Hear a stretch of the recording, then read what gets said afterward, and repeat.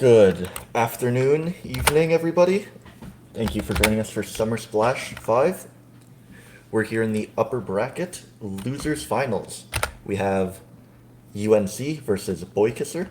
I'm Allfire, joined by Nappy Cat, and we're going to be diving into draft. Now, it is worth to note that the right side, which is Boy Kisser, are using 2 emergency subs, which means that they're down 4 bans. And there's a Unara B1. What do you think about that, Nappy? I don't know. Kind of a early. Personally, I think it's too early to be picking this kind of character in this high elo of a draft. But I don't really know. Every game that I see Yunara, it personally never goes that well. So I can't really be the judge of it. What do you think?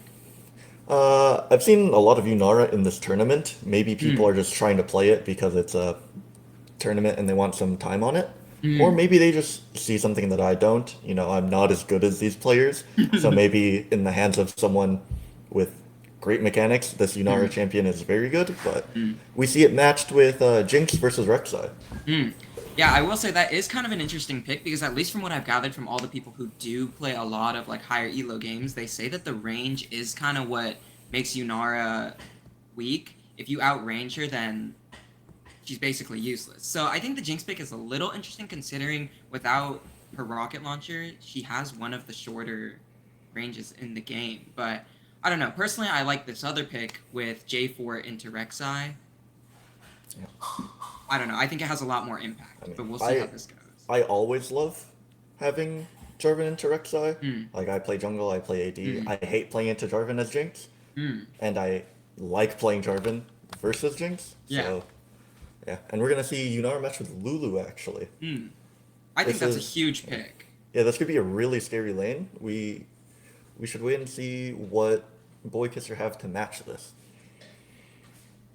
I'm honestly curious what they're going to end up running because honestly, when you pick Lulu, things like the hook supports kind of become a little bit useless with that Yeah. polymorph. And, Lulu is one of those characters that you want to pick with a hyper carry. And at least where it stands right now, I would almost consider Yunara a hyper carry. So, Ooh, and they're dropping support for later pick to get Ari. I'm guessing it's a priority pick of this mid laner, and they're scared it's mm, gonna get banned. But I do like the Ari here. It gives mm, you good pick tool for a Jinx reset, and it gives you mm, really good skirmish with Rek'Sai. yeah. So we'll have to see what this mid jungle 2v2 dynamic will look like, but I do think this Ari pick is strong. Mm. I will say the bans are definitely going to hurt them here because I'm looking at the bans from the blue side right now, and these are really good bans, or at least when picking around their team right now, stopping a lot of early game pressure. And I guess they're. I'm surprised that they banned out top, or I guess both teams are saving top lane for last because this could be a really pivotal pick. But really curious to see what they're going to draft for blue side now. Okay. And we do see Nautilus Rel banned, a lot of the engaged tools Hmm. taken away from Boy Kisser, but there are still things like the Leona up. Hmm. But I don't really see a Leona pick into Yeah. Lulu per se, but let's just see what Boy Kisser have to cook up. If it were Hmm. me, I would pick something like Milio. Milio Jinx is a strong lane and it gives you even more range to Hmm. punish this Yunara. You know, she has one ability that's not a steroid, and they actually. Oh, I like this Nami pick. I like both of those a Yeah, lot.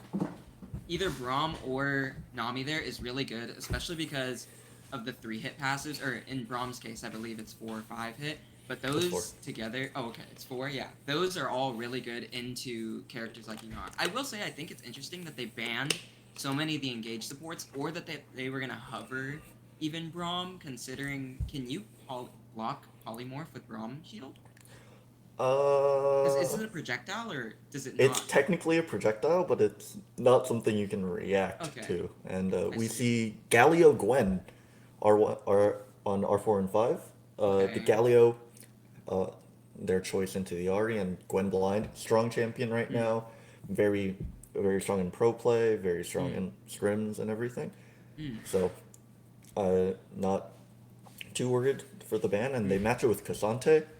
I'm not a top lane player, but Mm. to my knowledge, Gwen eats tanks alive, And absolutely eats and tanks alive. But Cassante then again, is it's Cassante. I have no clue what they've done with this champion. That character has it, had its ups and its yeah. downs.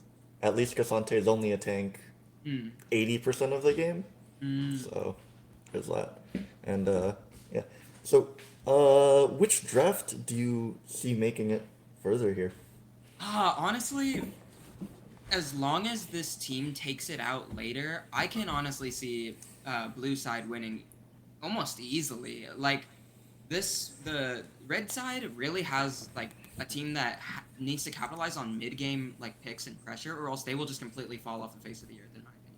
Rek'Sai is one of those junglers where like if you're not ganking consistently and you're kind of just power farming, you're gonna fall off. Like the point and click knockup is one of the strongest gank tools with the tunnel. And considering that their mid lane is already in a losing matchup, in my opinion, because it's a Galio into a mage, it's not looking too hot for that. Yeah. Bot lane, again, I don't know how Yunara really works, so we'll see how that goes. But I think top lane also wins against Cassante, so I think blue is drafted better. Yeah, I like the blue draft more. My gripe with this red draft is they don't really have any engage. That's Mm, not Ari ult charm or Ari charm flash. mm, It's hard for them to get on top of them, and they do have like a lower range team, save for Jinx, into yeah, Yunara, Galio, Gwen. I yeah. think they're gonna get eaten alive by this pure team fight power.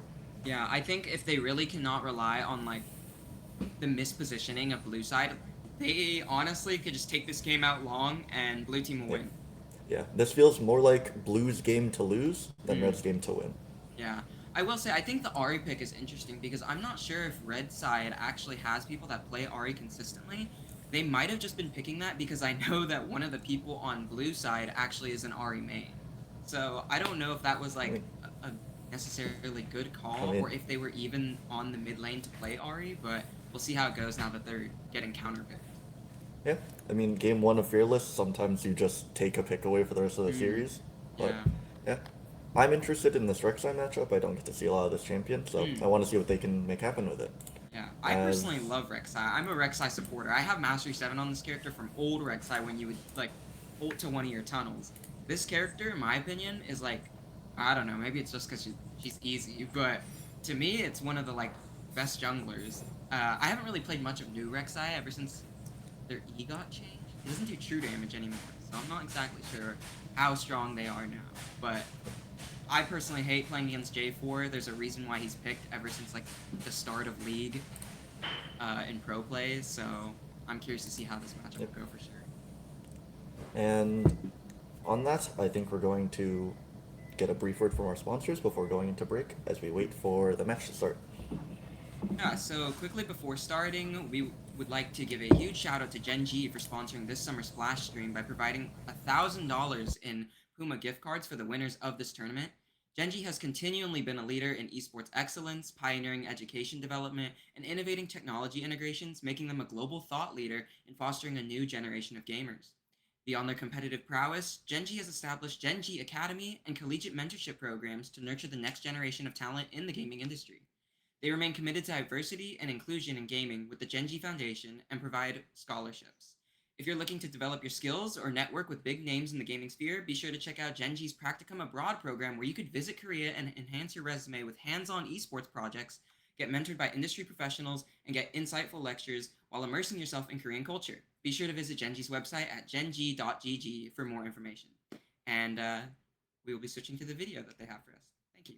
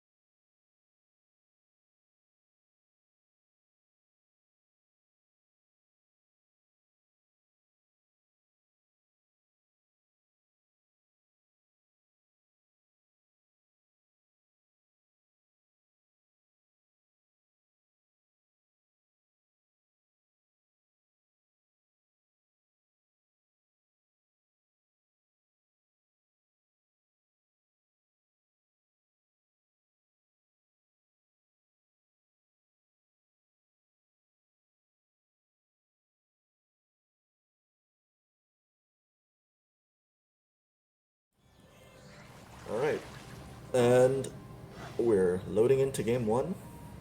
I'm expecting to see a 5 point on both sides. I don't really think they're going to invade on either side. Mm. Yunara, Jarvan don't seem real level 1, and there's not a lot of CC on blue side. Makes sense. Yeah, I don't think that there will be anything other than maybe a skirmish at like top lane in the bushes. Oh, And we're gonna be having a and game pause yeah. real quick. Some technical. Oh, we're back. Oh, we're back. Yeah, but I think the only thing, it's yeah. So this happens sometimes with League Client. It's a spectator pause delay. We get a little bit before and a little bit after they do. Mm. It's just Riot coding, but it gives us more time to look into these. And I think Mm. if anything happens level 1, it'll be in this blue side Raptor pit if they look for vision. I think they're gonna play hard to try to defend this right side vision clear. Same thing could happen bot side really, but I think Galio's gonna walk into them more than Ari's gonna walk into them, so Mm. we'll see. I don't know how this exactly is gonna go, considering they have gotta put a lot of pressure. I don't know where the red side wants to pressure here, because really they're playing all losing lanes right now, in my opinion. The only one that's like an even matchup is maybe jungle, but that's not a lane. So I'm very curious to see where the Rek'Sai is going to pass here. Typically, I mean, you start blue, but I don't know. We'll see how this goes. What do you think? I mean, I think Rek'Sai's first look might be mid lane. There's not a lot of Mm. setup in the spot lane. The Mm. only way you can get on top of them is if they forget Jinx traps exist or they get hit by an Omni bubble, Mm-hmm. and that both of those are pretty unlikely. Yeah. We can look on Galio with the flash, but Mm. he's pretty tanky. It'll probably, Yeah. at worst, be a flash from Galio. Yeah, I think if anything, they have to try and get a flash for flash here. Like, realistically, Rek'Sai ganking, unless this Galio pushes up really hard, it's gonna be like Rek'Sai E's tunnels in, and then they have to flash and get the knock up, and then that gets the flash out of Galio. But I realistically don't think that they're gonna be able to kill him, because if they have good vision, he just has a dash that gets him a quarter of the way across the lane. So Yeah. he's pretty ungankable this early, in my opinion. Yeah.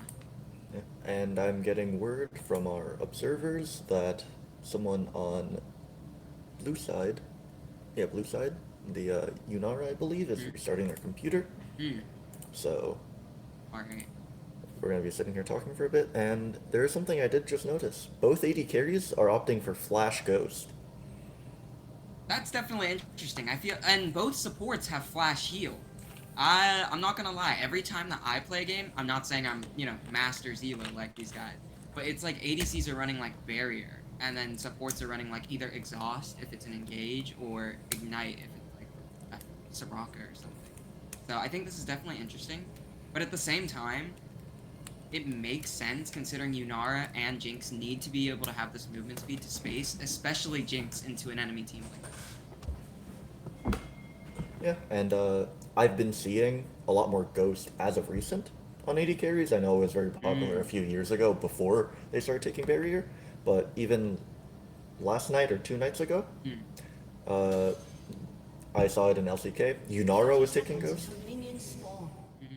and we are back in game. Looks like everything is set, and they're playing for the ward on bot Okay. side. Yeah, you were right. If anything happens, it is at this blue side Raptor pit. Yep. And it looks like they're going trading ward for ward on each side, so information on both sides. Actually, I don't see any going down on either side. At least not yet. What are your thoughts on this Ari skin? I don't I gotta ask. like. Okay, I was not gonna get any of these gotcha skins, but I had leftover credit. Like Mm. buying the battle passes, I got 10 tokens just from Yeah. the passes. So Mhm. I figured, why not? I'll do a 10 pull for Morgana because I love Morgana. Ooh. I got her in 5 pulls, Oh which was my. nice. But I mean, other than that, I don't really like these gotcha skins. I I don't like either. I like this base Ari skin, like the legendary Mm. Spot A Ari. I think is a great skin. I love her Yeah. duck. Her duck is so nice. I love the duck. But- I'm not gonna lie, I did one pull on the banner and I got the Ari skin, so I can't Oh my complain. god. Yeah, I mean, some Sometimes Riot likes you. Alright, but looking at bot lane, they took an early trade here in the tri-bush, and Lulu already started off at half HP, had to pop one of their pots here, but both of the blue side bot laners did take biscuits, so we'll see how this goes. Actually, Lulu's also down her flash, which this might be the pressure point that Rek'Sai forces on. And looking at the minimap, we see both junglers pathing bot side. So we could see a 3v3 or a 4v4 for this bot crab. And at least right now, it looks like red side might be winning this fight with the flashless Lulu. Yeah. A little bit surprising there because I guess they just had the proactivity to try and get something early on, but... Whoa! And the first blood already at top lane! Gwen takes down Cassante. They're only level 2. Is that the level up timer? He might have level up timered him. Gwen... Fundamentals at display. That's crazy. And oh my god, already crushing the wave. Cassante misses out on about 6 CS there. 17 to 6 CS differential right now. That's not good. We are literally like 3 minutes in. That's insane. And we're looking at well, Gwen matches a TP, but we're looking at refills to Amp Tome Darkseal. Wow. This lane can get really scary for this Cassante really fast, and I think especially into I think that's Boy Kissers, right side? I believe so, yes. Yeah. I think into Boy Kissers comp, Gwen is really scary. She's the scariest on this team, save for 4-item Yunara. And it's off to a great start for them. Yeah, and it looks like they're already skirmishing back at top lane. Cassante already at 1/3 HP. It is not looking good. This is already such an oppressive build that Gwen has, taking Darkseal and Amp Tome. Yeah, and we see Jarvan actually skip the crab to hover for a bot side gank. And this might be a double skull for the right side. Good early start for her, but her tempos might be a little off. Yeah, this is actually taking an interesting direction. Galio getting poked out right now in mid lane by the Ahri. They're already going to have to back, probably burning TP. But maybe this is just the level 4 reset, and there they go. The TP is burned. But we'll see how this progresses into the game. Jarvan stops the back on Rek'Sai. I don't know if they caught him on vision. Rek'Sai ganking Well, looks top like here. it doesn't. Can And they Gwen is stall? flashless from the top lane fight. This is true. Oh? Gwen misses the empowered Q, but they still get the kill Oh my onto god. Cassante. This is already 2 kills for Gwen this early. I don't know how good this is. You know, you don't necessarily need to give Jarvan kills to make him strong, but they already have Feet of Warfare #1. That's insane. And Jarvan gets timers on Rek'Sai's top camps to go farm the Krugs and make up for the lost Scuttle Crab. Really good play for this top side. Yeah. Now Gwen has a haunting, guys, and she died after getting an assist, or before getting the assist, so she is positive DCL stacks. Wow. Yeah, this looks really scary for the Cassante already. Bot lane looking actually really even right now. In terms of CS though, Yunara is kind of dropping the ball here. They're almost at a 15 CS differential. Not looking too hot. Yep, I think it's a lot of time spent under turret. Yunara can't really farm these minions well, because her auto attacks are AoE half the time, so it leads to her griefing her own minions. But we see a top lane freeze against the Cassante. Yeah, this is not an enviable position for Cassante. Whatsoever, no. Oh, and I think this will be a bot lane recall. This might actually be a lane swap. They might look to send their bot lane top to break this freeze and then Cassante bot lane to just avoid this Gwen matchup. But as I say this, they look for the all-in top side with the Gwen ult. She has one more cast of the needlework.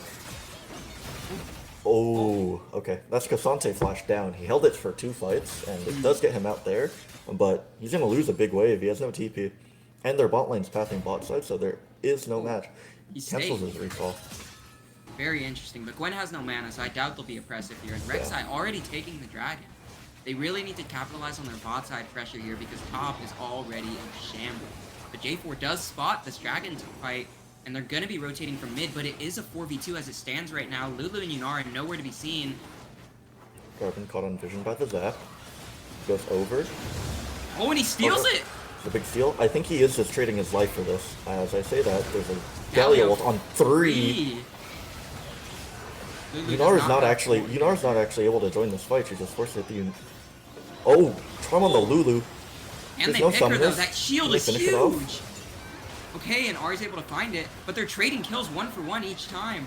Is that- Can Yunara find both here? Charm is back off cooldown. This is... Oh, wow. Yunara able to find a lot Nami of the might be gold dead in as this well. fight. And the flash does come Flash out was from forced. Nami. Whoa. More.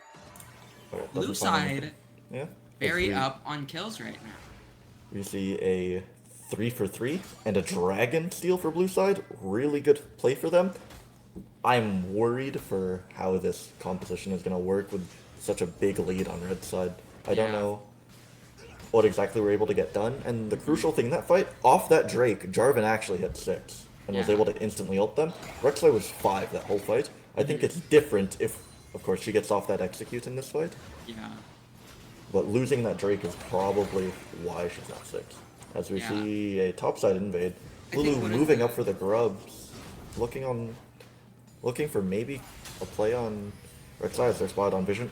Oh wow. Bad time for the tunnel, but there's no flag drag for Jarvan. Yeah. So it might just be a walk away. Yep.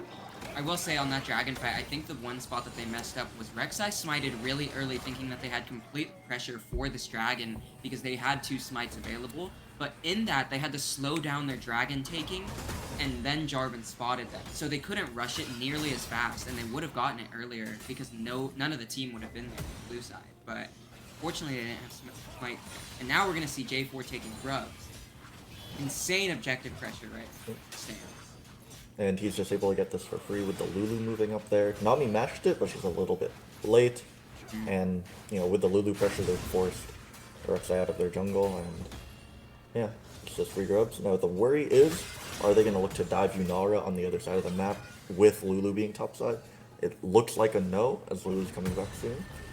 But yeah, as we look in this miserable state top lane. Of course, Visante has the Negatron cloak, so this lane is going to get a little bit easier, but still Gwen does so much true damage. Yeah. And she'll be on Leandre's soon. She just reset TP'd, so she'll probably have it in like 2 waves. Bot As we lane, see. little bit pushed in here for blue side, and Rek'Sai's hovering for a gank, but I think bot lane has made it too obvious that they want to fight here. Yeah. I think this is too telegraphed of a gank, but Rek'Sai decides to cancel a recall as they're trying to look for the fight. They're able No to flash find on it. either of them. They force the Yunara Yunara pops ult ult and then dash. dodge it, yeah. They J4's were- here, but he's able to lane gank, but it's too late. Yunara goes down. As they're looking for more, seeing if they can kill J4 Lulu. tries to do Good damage execution. control here. Oh, nice ult under. Oh my god. But they're burning so many ults and Galio they're still shows losing the this fight. And they might just dive the Galio now. Aria's Aria's around the already match. rotated. Charm goes wide. Okay, they drop aggro, they can look for the redive, but it looks a little messy. But I Whoa. think... Ooh, okay. Oh my god, that was almost terrible for Red, giving They- us the lead there, but it's still, they end up on top here. They could have juggled aggro there way better. There were Yeah. people tanking aggro while everyone else was walking away, but I think that's a cleaner dive on him. Whoa. Oh my god. That was kind of clean, I'm not gonna lie. Using Flash to dodge the knockup and then E-ing backwards, or was it the opposite? I don't know, but that was very clean by Jirachi, the Gwen player. Yeah, and I expect on this recall we're gonna see Riftmaker actually. My mistake. We're gonna see Riftmaker, maybe upgraded boots. Don't I think will so, say, but the Riftmaker pick is a little bit interesting in my opinion, because typically when it comes to Gwen build, I don't think I've been seeing a lot of people go Riftmaker. I know that they're a tank shredder, but at the same time, they have that naturally built-in percent health and true damage, so people don't typically build that sometimes. I think they instantly go Nashers, but maybe I'm just crazy. I don't know. That's what I've been hearing. I see a lot of different Gwen builds. Mhm. You know, I'm on League Twitter a lot too, and there's this one Gwen player that swears this item is terrible, and you should just go first strike into items with big AP numbers. Yeah. But I don't play Gwen, and this item looks fine. And I mean, with an item this early, I think most purchases this one could have got was really good. And as I say that, there is an item for Jinx getting the Yintals, and oh my, As I say that, there's actually a pick onto Jarvan. Not really sure what happened there. I That was think they were talking just about trying to that, take but a fight, but they did not have any yeah. of the bot pressure available, and they just got caught out trying to prepare for Dragon here. He's in their jungle. There's no Galio, and they don't have first spotlight move. Just a Yeah. weird play from Jarvan.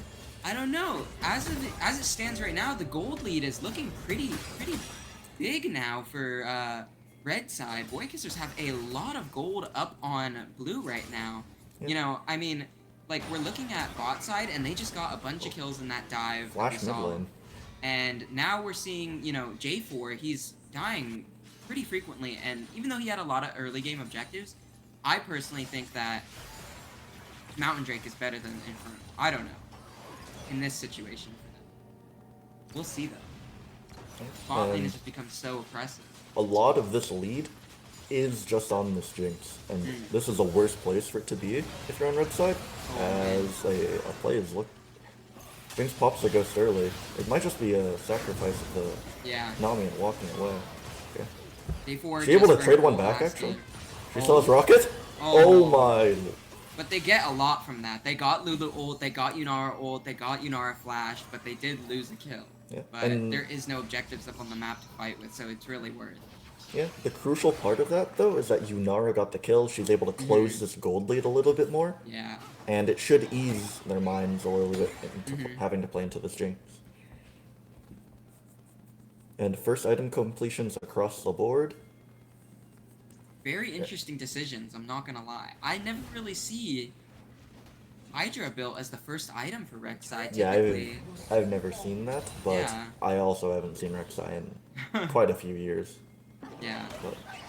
Gonna be seeing pretty much the usual buys for a lot of characters here, aside from Rek'Sai and what's his name? Cassante. Cassante just having to opt into something to take less damage with trades up at by Gwen. It's a Kaenic Rooker and we're 03. Like I don't blame them. I really do not blame him at all. Playing into as Jarvan, I'm assuming face checks Rek'Sai Nami and dies. Maybe. Oh, Lulu? Oh my. Lulu was just warding and they got caught out, and it looks like they're gonna get the Yunara caught out as well. I guess that's the Hydra value. I guess with Rek'Sai Q and then the Titanic and the press the attack, they actually get the damage amp really early. So that might be the angle of the build as we look for a kidnap on Cassante.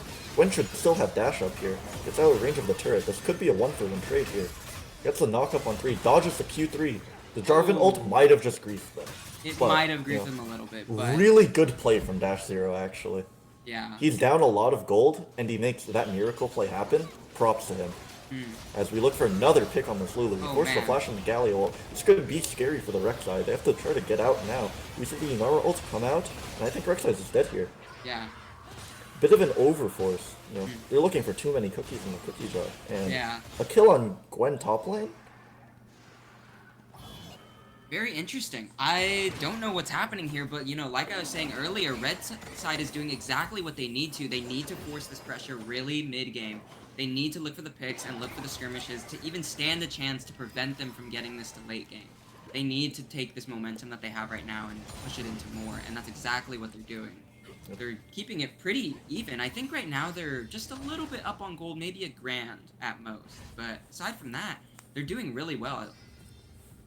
I mean, with the early game looking how it looked, a grand is a great place to be. Absolutely, yeah. We're going to be seeing Herald come up now, so people are all hovering topside. Wonder what they're going to do about this. Galio is on recall with TP. Cassante matching him in the bot side. No TP, so this could just be a 5v4 for the side of blue and the free Herald. And as I say that, Rek'Sai is starting it up. Rek'Sai is secretly doing it because they don't have vision other than this, There's not, it's only a Scuttler and they tunneled over. If Ari shows on this, they might look for the fight. Okay. They know they're doing it now, but is there anything... No, they still have so much more pressure. I mean, Galio not being there for the fight and not having ult, I don't know. All of their lanes are pushed in. I don't think this is fightable, and this is just a free Herald. Unless Jarvan finds a Miracle Seal, but it should just be falling soon here. Yep. Alright. We actually have a game. You know, I'm not gonna lie, based off the draft, I thought this was gonna be a sweep from blue side, but I was mistaken. And this Drake is up in 30 seconds, give or take. Oh, 20. Uh, and this is feats. This is feats of strength for both teams. Mm. Now there's a turret on red side, the 3 kills on blue side, and then 2 objectives for each, being 3 grubs and a drake, and then herald and a drake. Mm-hmm. This could be the fight that turns the game. We'll just have to wait and see. And I think going into this fight, I think all eyes are on the strings. Yeah, I think that as it stands right now, if they can keep the Jinx alive, they will do significantly better in the fights over time. But we really haven't seen a team fight with this Gwen, and that's really what will change things, I think. They've seen Cassante in some of these fights, but nothing from this Gwen I yet. still don't think we'll see a Gwen in this team fight as her TP's down for a few more seconds. Yeah, and they have Ahri up there to match it. I think it's look for a steal and try to salvage a fight after, but they're Just gonna give it up. Honestly, makes sense. A lot of their pressure is missing right now. Their bot lane is completely, they're already down a tower at bot lane. So that early pressure, I think in general, League is in a state of the game where bot lane pressure is far superior to that of top lane. There's nothing at top lane that really matters other than growth. So it's really oppressive in the side lane. Like Gwen is this strong, but she's gonna be at less team fights than Jinx. Yeah. Jinx is gonna sit mid lane. And Gwen wants to right click the turret, so yeah. I guess it was all fine as we see second item come in from Jarvan really fast. Going for Spear of Sojin. Interesting TP, I will say, by the Gwen here. I don't know if that was necessarily the move, especially since we were just talking about how they probably need this Gwen in the fights. And since Ahri's there to match it, if they TP and leave right here, that would kind of be a waste. I don't know. I think the angle might be to look for the top lane turret, because it's one shot with Jarvan Lulu top lane, but we'll see what they decide to do with this. As the game starts to slow down a little bit, and we're just waiting for the next fight, which I don't see the auto timer, but it should be in like 4 minutes. Yeah. I will say, I think one of the biggest issues that they're going to have, blue side at least, with the enemy team is that no one on their team, in my opinion, as it stands right now, can really match this Cassante. I think even if bot lane went together, they'd need to pull at least Jarvan or Galio there to kill this one guy. The Gwen is the only person who can match them. So him split pushing like this, but them being able to match that with Ahri is definitely an issue. Yeah, and I mean, Gwen's the only person that can kill Cassante, you're absolutely right, but you don't want her there as we look for a fight on the mid lane. Jarvan, Yunara just walking at the Jinx. You look for the trade back on the Rek'Sai ult. That's very interesting, and we're going to see a TP come out from the Ahri here. And a Galio ult? Galio ult matches this. They're looking for more, but they're down most of their damage. Gwen is arrives at at the this fight, fight, though. it could start to be scary. You see the needlework come through, and then a double flag drag. Huge. Insane play here by blue team. That was great. From the Great fight three-man from Cataclysm into the Lulu ult, that was really good. It just made sure that everyone in there got knocked up pretty much by that Lulu ult. And this is all in time for Autocon. They Wow, took the three. They took the 3 kills. They took the mid turret, and they're walking towards the Autocon. Yeah, and now the gold advantage is up a couple grand now. This is not looking too good for red. They needed to keep this mid pressure up and snowball it into something later, but we'll see what they try and do here. Baron is up in a couple of minutes, but we'll see if they have the continual pressure that they've continued to have in the game so far. Yeah, and this might have just blown the game open. Off that shutdown, Yunara actually has her second item, and Runon's Kraken into a team that's very short range, save for Jinx, is going to shred them. Not particularly good. I will say it's interesting that they're opting. I don't know. I don't know. Is this the build? Lichbane on Ahri? It might be a little bit old, but I mean, Malignance is normal. Malignance is definitely normal and good, but I've never seen Lichbane be built on Ahri, at least. Yeah, it's been a few patches since I've seen this item on Ahri. Oh, They're actually able to get out narrowly escaping there. Yunara pressing ults. They actually might. Oh, great wave from Nami to save this Rek'Sai. They do have 5 top. I wonder what they're trying to do here. They're trying to. I mean, I think they're going to try to crack this turret. It's still some standing gold on the map. They've gone every other tier 1. Yeah. So I think they're just doing a world tour to try to finish these turrets out. About a minute left on the dragon, I believe. They really want to try and get these because the healing dragons are pretty good for Rek'Sai and Jinx, Nami, and Cassante. I mean, both teams would benefit greatly from having healing dragon, especially Ocean. And both of these teams, their draft or their burst is relatively poor. It's a lot of DPS, right? DPS from Gwen, DPS from Inara, Yeah. and then DPS from Jinx. Ocean Drakes make it a lot harder for these comps to function. Yeah. So either side really just does want this. Another interesting pick in terms of the build is the Riftmaker on Galio. I'm not sure what to build on Galio, but considering he was opting initially for a tanky build and now has Riftmaker, I just thought that was a little bit interesting. This is pretty normal. You go the Riftmaker for the wave clear, and then because it gives you a lot of HP, you go the Riftmaker to be tanky. Or you go the what's it? The Hollowed Radiance for wave clear because you one shot it with Q audit, and then the Riftmaker just gives you a lot of stats as you look for a full 5v5 for this play. Gwen over the wall, forcing them to rotate to their bot side. As they're gonna I don't think dance. Blue is actually looking to fight here. They just want to see if they can get a pick here, but Yunara is actually joined the fight, so they're going to try and take something here. Lots of damage in on this Cassante. And they're probably going to find him. Here. Big ults here from both Nami and the Cataclysm. There's no follow-up on the Jarvan. Went in the backline, but missing the second part of Needlework. Jinx very low, but stuck in the Dragon Pit. Can they find something here? Jinx getting a triple kill. Yunara hitting the dragon, but they need to focus this Rek'Sai and the other people that are still alive. There's a double kill.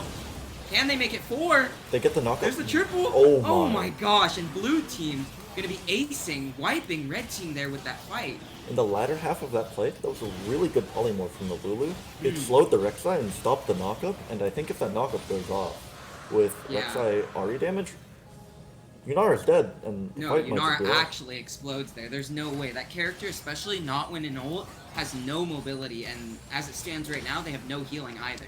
They have nothing. So that was perfect playing right there by the Lulu. There's also a lot of cash in their bank account. I expect to see an IE and maybe like a longsword here for this Yunara. Yeah, three and a half items on this Yunara.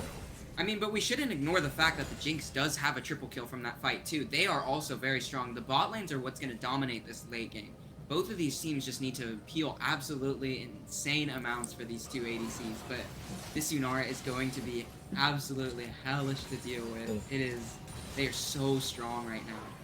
And honestly, in the war of these AD carries on who's stronger, I think I'm taking Yunara. Her team comp is perfect for her. It's really it's really hard for them to get on her. There's a Galio taunt you have to get through. There's a Lulu. There's Lulu's whole kit you have to get through, and then Lulu's everything. Yeah. There's all the Jarvan CC. There's like Cage, the Flag Drag, and then while all that's happening, Gwen kills your tank. Yeah. Oh, and another. This is the third three-man Cataclysm that we've seen this game, and that is absolutely peak right there. And the flash, and Jinx still dies. And as it stands right now, the Baron is up. Yeah. They could just take this and end the game. They do not have half their team, and we just talked about how strong their bot lane is. Yeah, it looks like, save for a miracle steal, it should just be a free Baron. Yeah. But they're going to be pivoting and turning right here, going to be trying to find the Rek'Sai, and they take them down. Ahri going to be going down as well, and just like that, they're cleaning up the rest of the team. They'll probably just end if they don't get Baron here. The timer's a little too short on Jinx, so I think they're just going to first Baron. But yeah, I think they went too early, and I think if anything, you just let Rek'Sai go for the steal. You can't team fight there.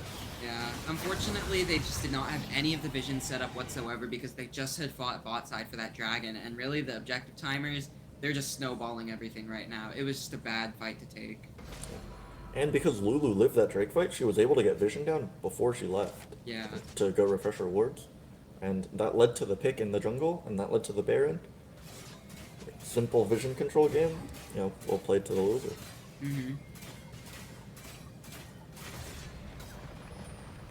We see third item come out on Jinx 2. I mean, this game looks pretty over, but I mean, every single game with a Jinx in it is one Jinx reset away from disaster. This is true.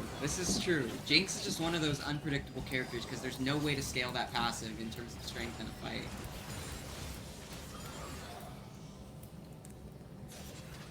Yeah, I mean, if they keep doing what they're doing, if they find the big cataclysms, there's no flash on Jinx this time. Cataclysm on Yeah. Jinx, and she's pretty much dead if there's a Galliol following it. Yeah, I mean, really, there's no flashes available for anyone right now except for Cassante and Nami, and those are not really the people you want to be focusing on the fights. But we're gonna But see there's an Ian. insane Ari engage, nearly takes Nora's down the almost dead. Yunara. Yunara takes She down actually, Ari and the Jinx. Nearly dies to the Rek'Sai, but the healing and Peel from Lulu keeping her alive, and they kill 4 people or 3 people from Red side, make it 4, and that's gonna ins- be the end of the game. insane confidence from her to get engaged on by Ari, and then keep clicking forward into her. That was outrageous. This is a confident Inara player. No, Well true. deserved win. As they're just gonna keep Cassante away from the wave. Oh, Sante I mean, gonna bag a quick 1,100 yeah. gold before the game ends. KD saving play there. Yeah, a little bit of a And he gold died. stat pad right there. Great game from blue side. I mean, they had a really great start. A little bit of a rocky mid game, but overall they closed it out pretty well. Yeah. I mean, that's exactly what we were expecting, though. Once that game gets taken out longer, it's just going to be one of those games where we're like, well, you took too long. Gwen has scaled. Yunara has scaled. It's pretty much over. Like, there's no way around it. So,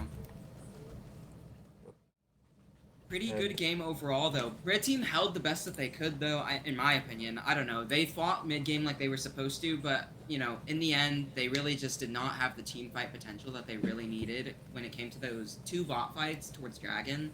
And I think that really is just what's ended up giving Blue that lead that they snowballed. yeah, I mean, even without Gwen in these fights, they were still holding their own. So Yeah. it's a little scary. I'm excited for what these drafts are gonna look like in these next games, but until then, we're gonna head to break. Can we stop her?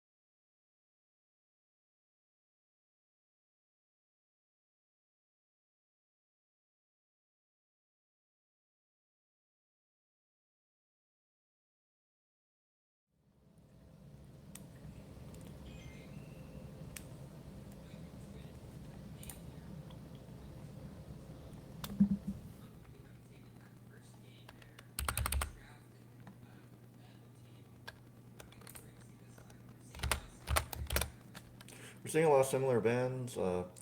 I imagine they're gonna first pick an AD carry. It's the norm. One of the best ones still up. I'm assuming is the Smolder blind pick. I don't know if their AD carry plays it, but just going off my meta read, I think it's gonna be a Smolder band or a Smolder pick. All right. Corki. Interesting. Not a typical pick that I would personally see, but I'm not really sure. Is Corki now strictly down to an ADC? I've seen the mid lane sometimes. You know, Hmm. people rip this bruiser build that Chovy did, that Chovy has Mm. stopped doing, but he's still a flex. Yeah.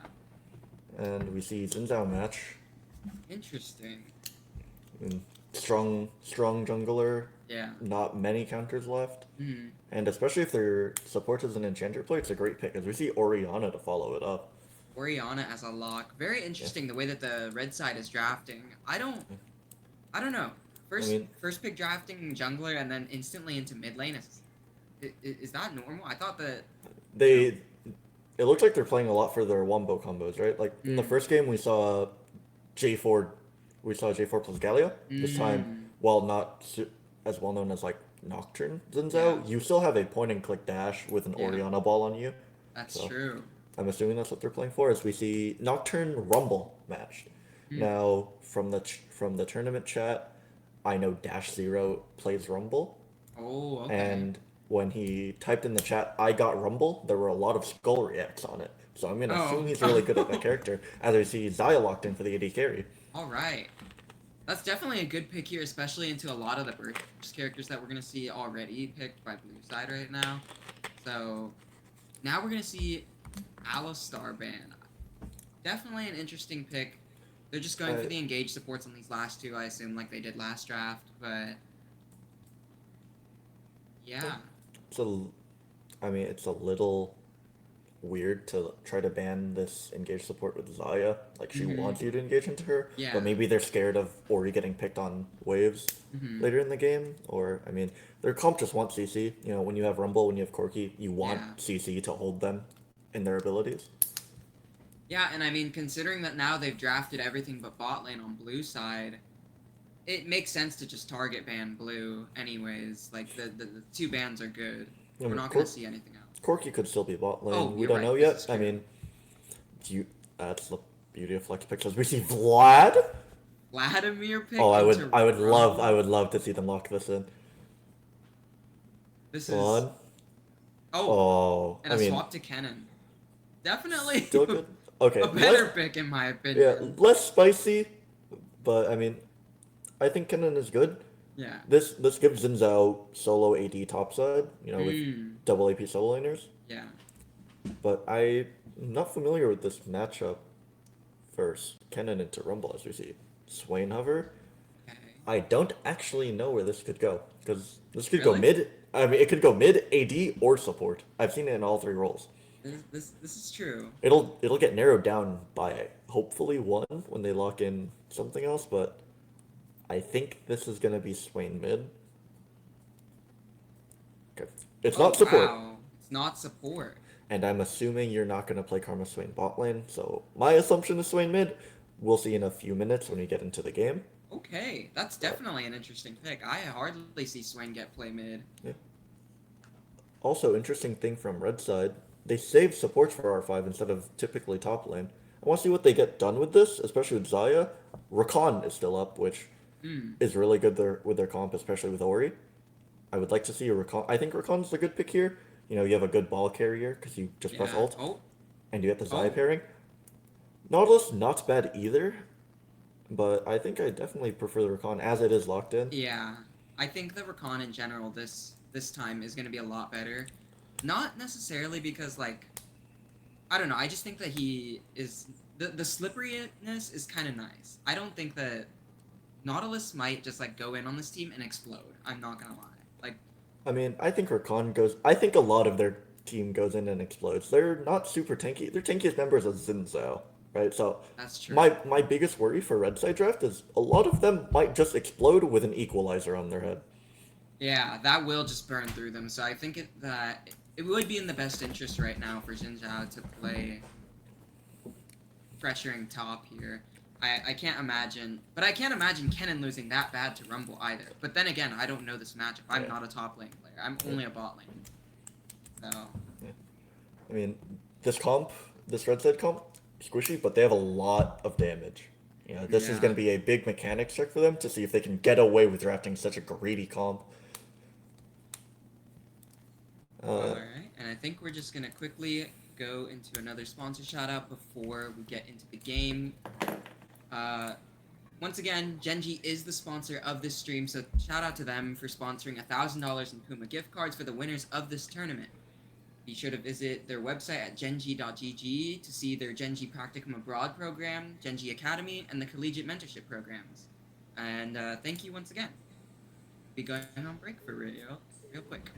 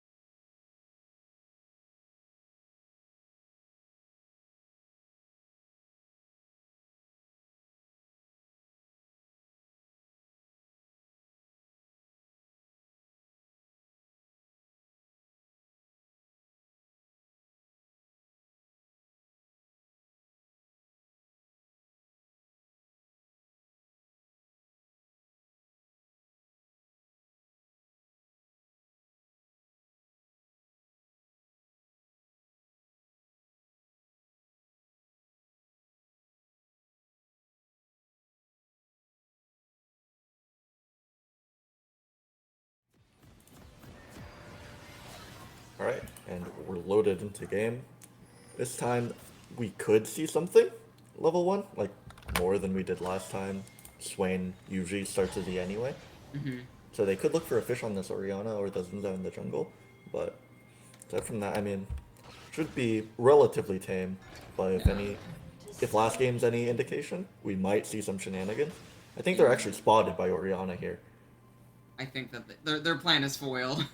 If they don't, there's no way. I swear they saw them. Yeah, there's surely Oriana had to have seen them. I will say, I think that red side right now, they're going to have to definitely play for 6 unless they're getting a Xin Zhao gank here. No one should be taking early fights. Maybe except for bot lane, like post 3. Bot lane's a little bit hard. We see Conquerors on both sides, which Mm. normal for Corki, a little weird for Xayah, but I've been seeing it a little bit more. We Mm. see Spellbook on Archon. And the big thing with Spellbook on all of these support champions is that you take it if you're not going to get punished in the first levels. Because Mm. for, I think it's 6 minutes, for 6 minutes, Rakan just does not have a keystone. But it gives you a lot of util in the late game. Yeah. And like in the mid game. Like at 10 minutes, if a Rakan is running at me with Ghost and ult, I'm really scared. And like if Rakan is topside and TP's to bot lane to cover a dive. Yeah, but I mean the 6 minutes are crucial to try to punish these. Yeah, and we're gonna see a level 1 engage onto the Corki here. Corki already burning barrier, but they're also gonna be trading an ignite here. Rakan a little bit overstayed here, but they get so much damage from Karma onto the Xayah, and they end up losing that trade, I think. Karma's still getting really aggro here and gets even more poke onto Xayah. Yeah, that trade looks really good until the Xayah ate another Mantra Q. Yeah. Well, yeah, I mean, the Xayah Rakan with W start Xayah does a lot of damage. It also gives Rakan the movement speed, so they can chase it, but I mean, it's a summoner spell advantage, but Xayah is lower. I'd But take it it. should be noted that Xayah still does have barrier. Yeah. Corki burned that in the first, I don't even know, first like 5 seconds, so we'll see how this goes. You know, their bot lane does not really fight for 2, which is definitely something interesting, in my opinion. They decide to just engage level 1, so I don't know. Just be seeing a little bit of a trade top lane. Kennen and Rumble there going pretty even. Aya eating another Mantra Q. Yeah, I mean, this lane is gonna get really scary. As the Corki Phosphorus bomb lands. It's so much damage. It's gonna be scary. It's gonna take a couple Rakan Qs to equalize this. I mean, It heals for 29 at level 1, I think. It's so doomed. oh yeah, only 10 of those and they'll be fine. Yeah. Rakan's also out of potions, so Karma does have the potion advantage. Oh. Rakan, Xayah finishes her Oh. recall. Not sure if he had to flash there. Yeah, but not exactly sure if he had the flash there. Did he not have... Oh, he didn't have E because he's level 2. he also, there's no one to E2 there. Xayah's fully Yeah. back, but I mean, I respect wanting to just stay safe, but not too sure. Xayah actually a really greedy purchase for this call, especially how this lane is going. Oh. With this They play, dive them? it looks like they're on different targets. This play could be Yeah. bad, as Corki's tanking 2 turret shots. Corki is absolutely out of the lane for now. He cannot be staying there with 250 health. I would like to see Xayah actually try to push this wave really fast, and then take another recall. And I think their lane would be fixed, but we'll see what they decide to do. As both junglers are off the recalls, heading back onto the map.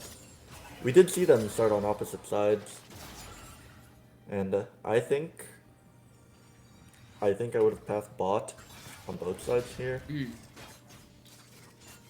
but Kennen does have CC. It just takes them a while, so I mean, I like pathing bot lane. Ooh. As we see, Bot lane getting into a bit of a skirmish. They cannot be fighting right now, I Yeah. think. they're just trying to trade the HP to crash the wave, which they get off. It's not a cannon wave back, which not super ideal, but they shouldn't get super punished for it. But it looks like on the mini. Oh, so Karma stopped the Xayah back, but she got back to Rakan and instant backed because of their passive thing. Actually, Heck. Xayah Rakan diff. No, truly. Xayah's game is so much harder. The difference support there. Only a bit more of a passive game that we're seeing, despite how engage heavy some of these characters are. I'm not gonna lie. Yeah, as we do see Swain's a little bit chunked in the mid lane. Kind of expected from just Orianna auto attacks hitting really does hard. 6 here and all in. Now was not Since I was hovering. in the area, it'll take him a little Shockwave does bit. come out. Does he have anything to escape this? Might be a flash force. They're trying to wait out the Swain. Good. Ooh, Wait. okay, nice Yeah, good dodge. sidestep But too. it does cost the kill, but That was honestly good, because if not, he could have just got pulled under tower and it was doomed. At the end of the day, that play is really kind of just ult for ult. No Yeah. sums are burned, both have TP, both have to recall after this wave. Zaya missing the pullback of feathers there is going to cost them. It actually might cost them their life here. It's both flashes from ADCs come down, and Nocturne is here ready to dive. Zaya most certainly is going to go down if Rakan goes down here as well. Ooh. And there it is, first blood. Karma going to be taking it. Oh, Nocturne goes up and finds another kill onto the Xin Zhao. And that's going to be Dragon.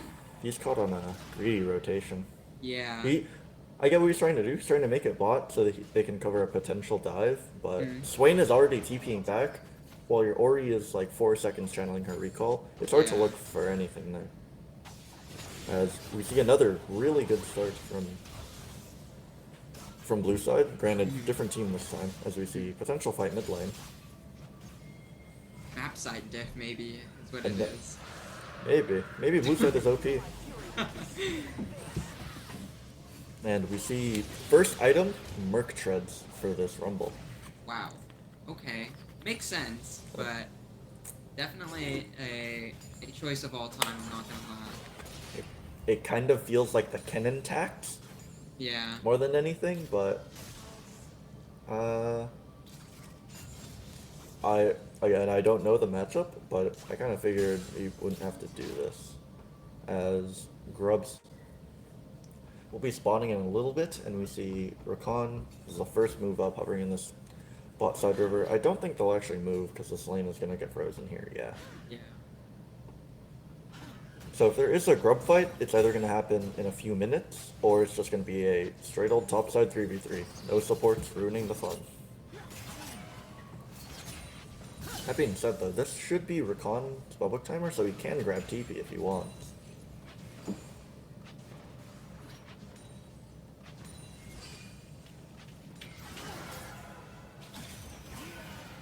We see that mantra key is actually. Yeah, a little bit of a trade there. Nothing crazy though. We see potential fight in the top side. Junglers are just gonna stare each other down. Or he does have absolutely no reason they should be fighting this. Or he has first move, so Zinzao's just gonna try to force him off. He might go for a grub, but is a little scary into the Swain. Oh, the Nocturne. Nocturne starting it, but he's gonna maybe. Oh, and the control ward goes down, but they do have topside pressure, and mid has rotated. They're gonna get at least 2. And here, Karma's moving. TP. Karma's moving up. She's on mid wave now. This will be a 4v4 with both supports here. We see. And now might go down early here, but the shockwave comes out. So does the ult from Zinzao, but the equalizer. Ooh, and then Slicing Maelstrom also comes out as well, but will it be enough? He goes down. Oh, he's not able to get the Swain in time. And that's a 4 for none, and they're gonna get the pick. Wow, and they get Grubs. This is already 6-0, and we're only, what, 10 minutes in? Not even? At first that play looked really winning for red side. You know, the Rumble equalizer looked a little wide and Swain was chunked out, but they just didn't have the damage to close out that Swain through all the healing from his demonic ascension. And then after the first kill, he's not dying, it's a clean ace. And that's a first item on Nocturne at 9 minutes into the game. And now that he has, what is that, experimental hexplate? Yeah, that he's gonna be spamming ults. This poor bot lane is already kind of struggling when it comes to fighting these guys in trades. If they even push up, they lose their waves. They're just gonna get frozen. We see the Blackfire on Swain too. Very fast item completions from this mid jungle. I think Red just needs to try to slow the game down a little bit. It's too risky, and I think fights are gonna be hard for a little bit. I think they need to wait. They need to wait. They need to look for the Zaya cult pop. Yeah. And they just have. I mean, game is still probably gonna be hard as bot lane's held again. With Nocturne bot side, ults up in like 15 seconds. It's a really bad spot for the Zaya Rakan. Yeah, I don't know exactly when red side is gonna be able to capitalize here. I mean, they have so much utility as a team, but really, I don't know how much that they can. They have like, they are lacking in damage right now.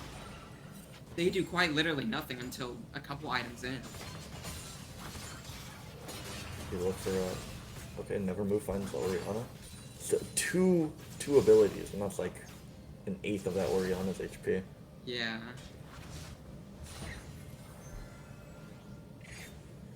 Gonna be finding the Xin Zhao in the jungle yet again. He has That's to his burn force ult, but he out. I still think gets he- feared, and the Swain W comes out. Gonna have to bring flash, but he Oh has my vision of God. him, Oh and he my actually manages Didn't to have time escape. Despite the Nocturnal and everything, he manages to escape because of the Orianna Shockwave. That is crazy. Really good Nocturnal. He caught him while he was still on vision from the blast cone before Yeah. he fully went over the wall, and then followed him over the wall.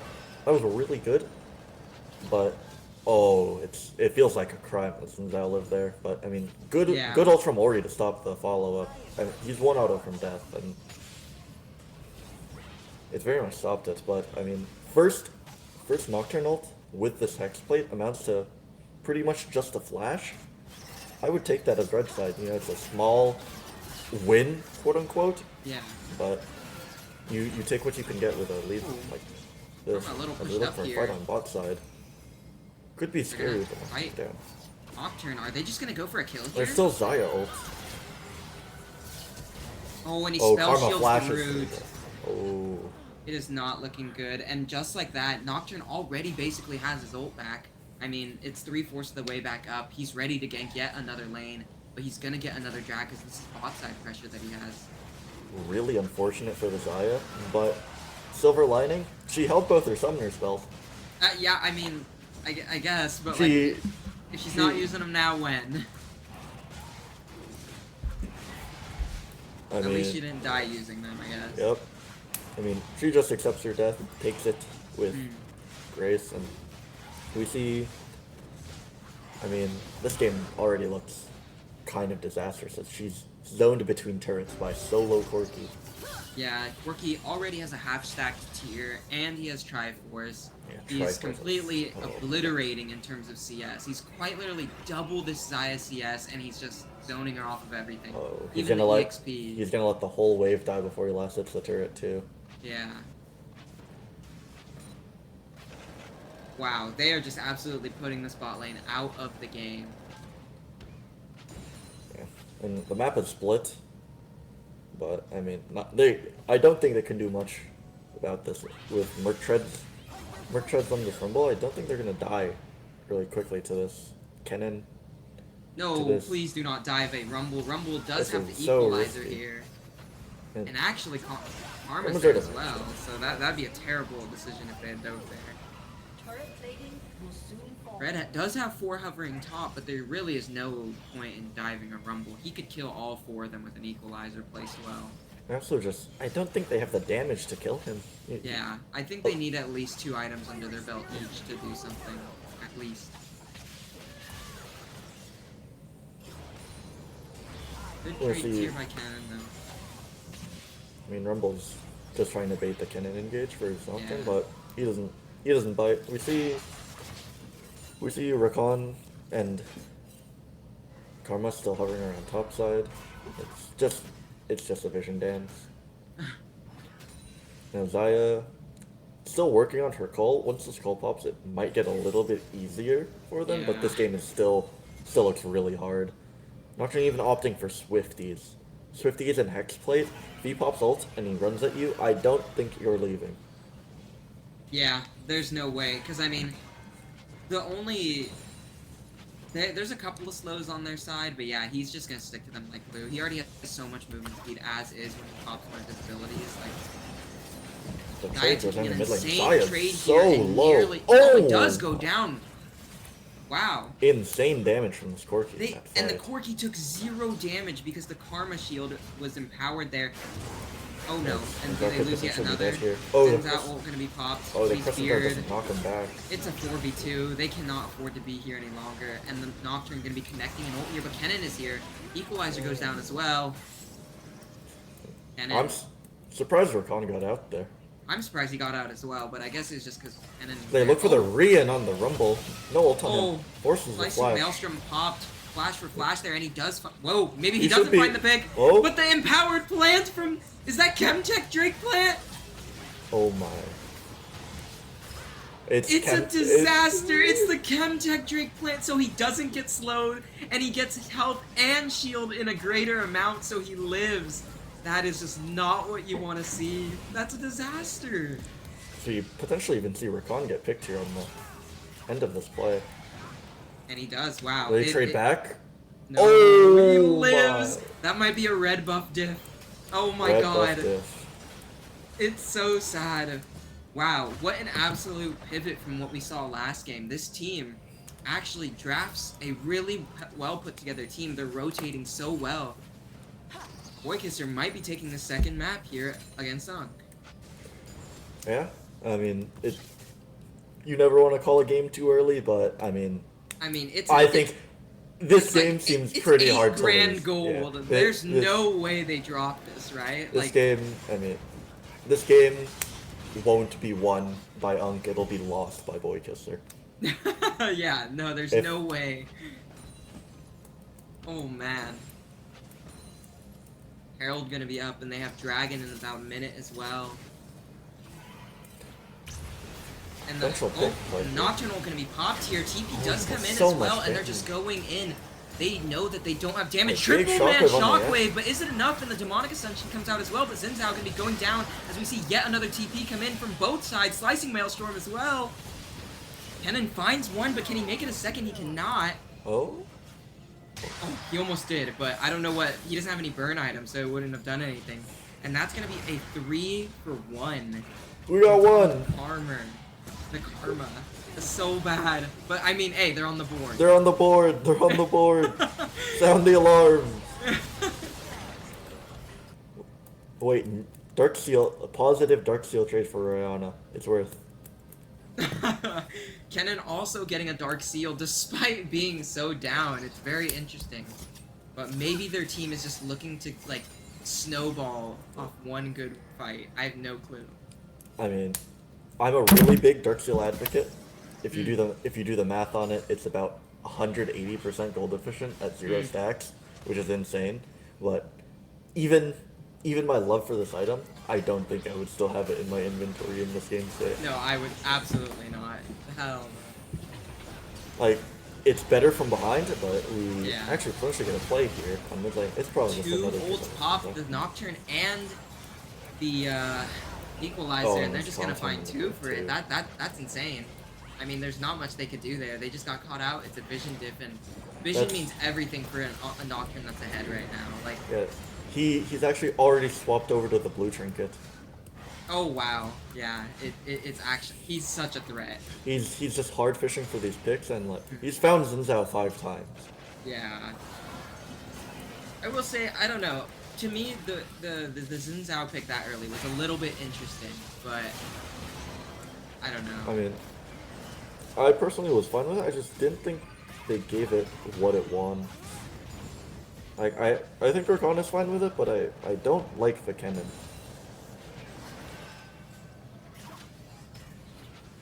There's a potentially 0 contact here. There, and he doesn't even connect it to one person. A little bit early there, and he almost gets picked there. But yeah, I mean, that's sole point. That's sole point for Boykisser. I mean, clock is ticking. 5 minutes. Yeah, they really have got to try and do something here, because if they get Chemtech Drake and it's soul, like, they actually can't kill them. They're already struggling to kill them, and to give them resistances and damage when they're 50% or below. Chem Souls in 4.5 minutes, Barons in 5.5 minutes. Something has to happen fast. And there's the Hexplate ult on, goes down. Xin Zhao gonna be finding the Corki though. Oh, spell shield on the feather. Almost another, but he just cannot pierce through this Karma heal for themselves.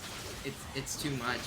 Oh, that Karma Mantra W actually saved at the end. No, yeah, it actually heals them. When they have this item set, it heals them because they have those, I think, 400 to 500 no items at this level, which is kind of crazy to think about, and especially for Xin Zhao, who's 1 item in, he doesn't even have boots.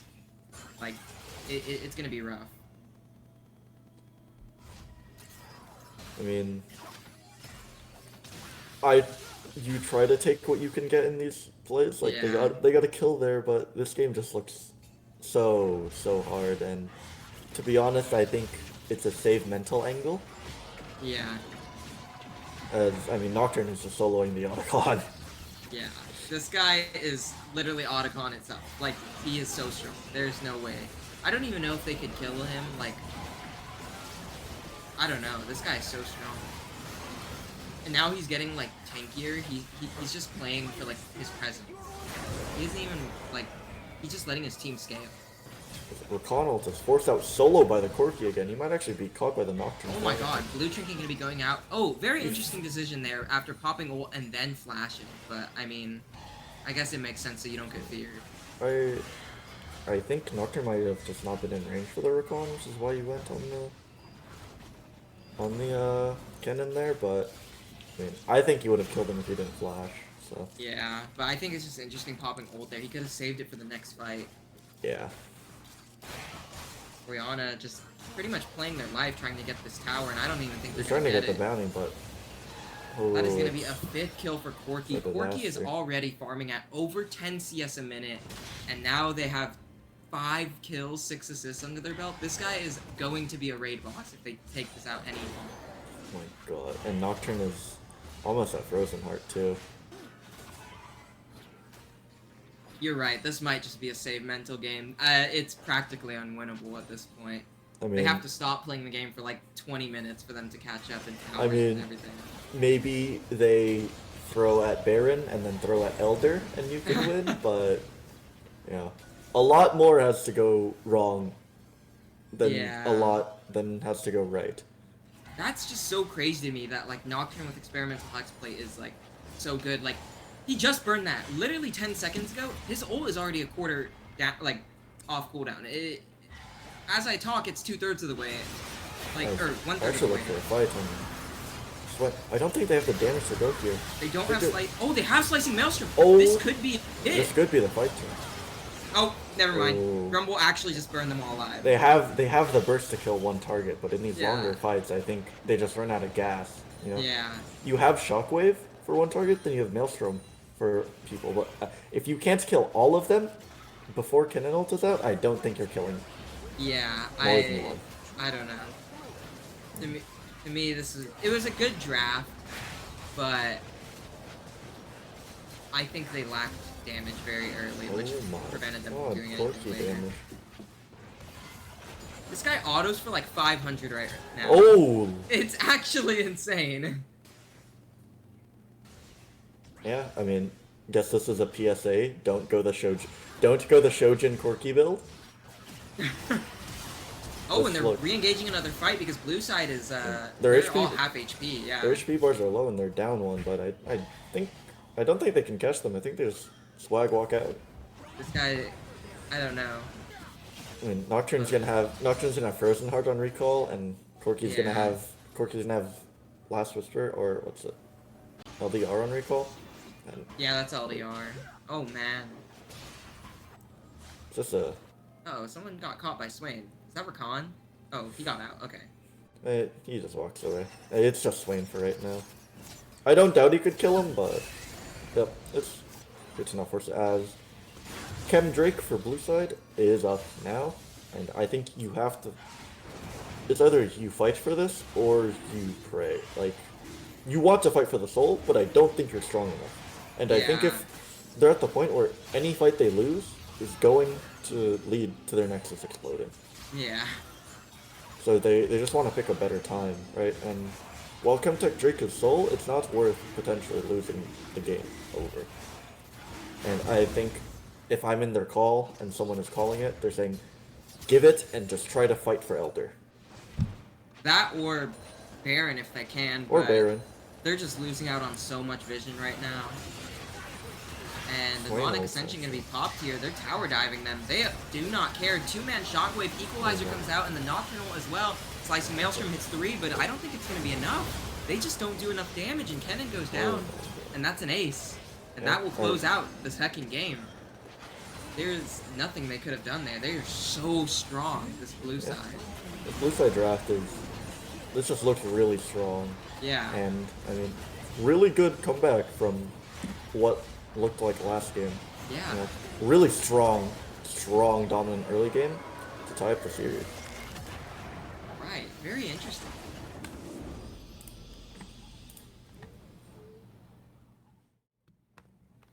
Kind of a crazy game. Ending score being 30-4. That not typical, sorry. especially in these higher elo games. This is a Masters Plus, or well, not Masters Plus, but around Diamond Master game, and to see that's kind of crazy. I'm not gonna lie, but Nocturne ending the game 11-0 and 10.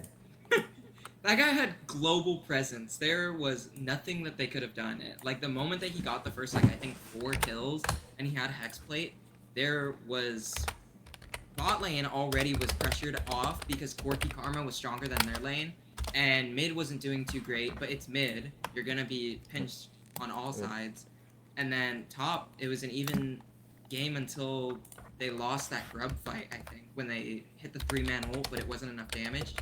That really sealed the deal for them, I think. But very curious to see how they'll go next game, because now we've seen very good displays of skill from both sides. I wonder if they're going to take anything, learn from it, and then fix what they did in these 2 games, and then come back together. But honestly, very well done by that team, especially considering they're down 4 bans. But yeah, what were you going to say? I'm excited to see what this game 3 fearless draft will look like, but I mean, a lot of these picks look to be out. And I think I'm getting word that Unk is going to be using an E-Sub 2, which means that they'll lose some bans. But until game 3 starts, we're going to go to break. See you in a little bit. Good.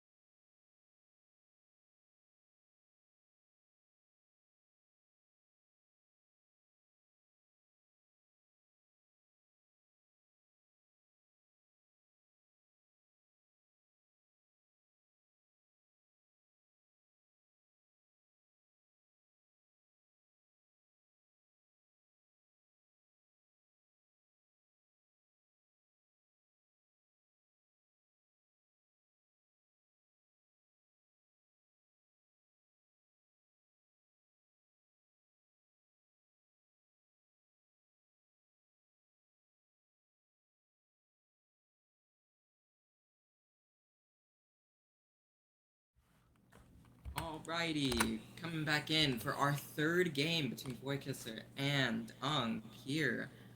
Now, Unk gonna be using one of their emergency subs here, so they're gonna be losing out on a couple of bans. So we'll see how this goes for them. The other side, Boy Kisser still only has one, and see what they ban. It might just be Jana again. I believe Unk banned the Nocturne, even though it's fearless out, because they're missing 2 bans, and then they realize that Drafter has a none button. But yeah, but Varus B1 back to stock standard. I see this a lot. I see this in pro play. I see this in amateur. I see this in collegiate, and match with Jin. Not something I see very often, but I Interesting. mean ADC for ADC.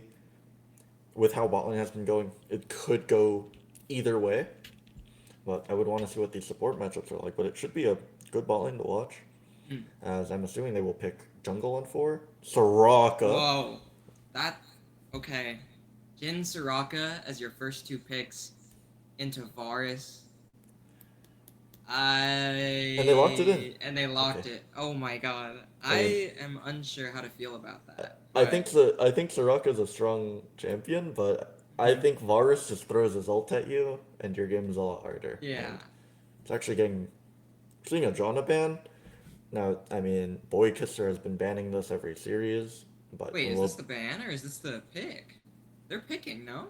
they're yeah, they- picking, but Oh. they haven't been able to pick it because Boy I Kisser's see, been banning because it. they but ban it after. Gotcha. Azir actually as the see pick a here. pivot to That's Azir. crazy.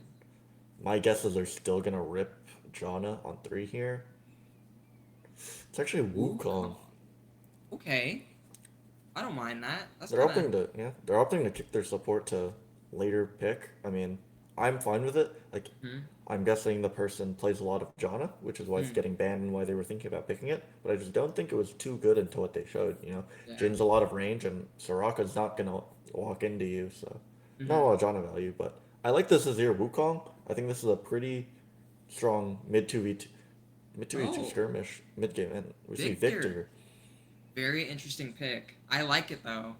I definitely think Victor is of the stronger mid laners. I don't really know how he fares against Azir though. And we see the Jana ban. The Jana ban comes through. 4-person on the blue team. They have not been able to play it once.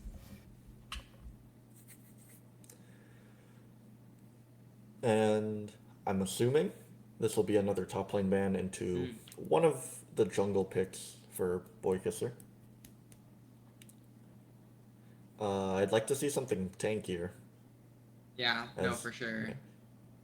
as we saw in the last game. Drafting squishy teams isn't really a deal. And the Volley Bear ban was something I would like to see, but Vi is good too. They might just pick Volley on 4 here, but we'll see. I mean, it's a relatively do-nothing mid lane, right? Both of these mid laners want to scale. I think they're so- just gonna power farm like yeah. until they get a gank. Yeah, it's literally just sitting there. Sejuani is a Sejuani. really nice pick though. I like that. Mm. It makes up for Oh. maybe Viego. Okay, it's gonna Okay. be Viego. Viego, I like this matchup. I like Viego Mhm. versus Wukong personally. I've played both sides of it. I think Viego wins it, but the thing I don't like is you don't have CC for as Viego, right? You have Yeah. Victor W, and Mhm. then That's why I was Jin saying W. I think Sejuani would have been a really good pick, Yeah. but we'll see how this goes. They're Sure. hovering Ornn, but they were Ornn. also hovering. What was that before that? Thresh. Ornn is gonna be locked here. Definitely a better pick in my opinion into characters like Jin. Is this gonna be Nico? Nico support? Yeah, Okay. it could be. I mean, I don't. Nico don't hate support. it. I don't. I mean, I don't like it into Soraka.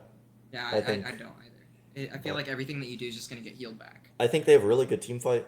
They can look Mm-hmm. for shuffles. They can look for Wukong ults. Mm-hmm. They can look for Nico ults. Count your minions. They have a really good team fight. Yeah, And, this is I mean, really good. it's really strong Kinda team fight. questioning red side though. Yeah, I mean, Maokai might. I like the Maokai a lot here. Hmm. Because what I was gonna get to, red side has like no mobility. Oh, Their 2 carries and their support have no way out of getting Orin Horn called on them.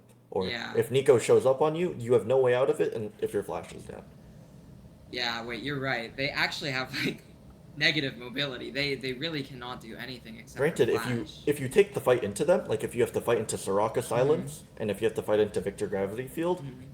it's really hard. But if they just start throwing their engage tools at you, Yeah. it could get bad really fast. But same thing for the Maokai. You know, Varus doesn't have any way to stop it, Hmm. right? Azir can get out of it fine, but Yeah. No, this is definitely gonna be interesting because they have to. How are they going to navigate Varus ult? Literally every single person's ult on blue side. That is like that's gonna be crazy. They just have to like feather their ults if you know what I mean. Like using two one fight and then using three the next fight and like based on cooldowns. Just like I think that if they play right, blue side, my money's on blue as it stands right yeah, now. I mean, But I think blue side draft is good, even if it's on hit Varus. I think if it's poke Varus, mm, it's like really hard for red yeah, side to play. You don't have the range to deal with poke Varus, you really don't. and you don't And have you don't they have have the English to stop Soraka, it. Yeah, so I there's no mean, point really. Soraka can mitigate some of the poke, Mm, but actually, a thing I just noticed when Maokai rips the ult and you see it running at you, mm. Nico throws a clone at it and it eats the little tree. Oh, that's true. Dang, this is gonna be a really rough game in my opinion Yeah, for red side. I I don't mean know how this is gonna go at all. they played really well last game, Mm, so maybe we see another all star performance from this roster. yeah. I will say if Viego gets some early kills in Mm, early fights, it could get scary, yeah. right? Because if Viego ever gets strong, Wukong will die, and you'll have to deal with a Wukong. Yeah. I don't know. It's hard to say what their win con could be on red side. I feel like a lot of people could be win con on blue, but it's very narrowed down to like.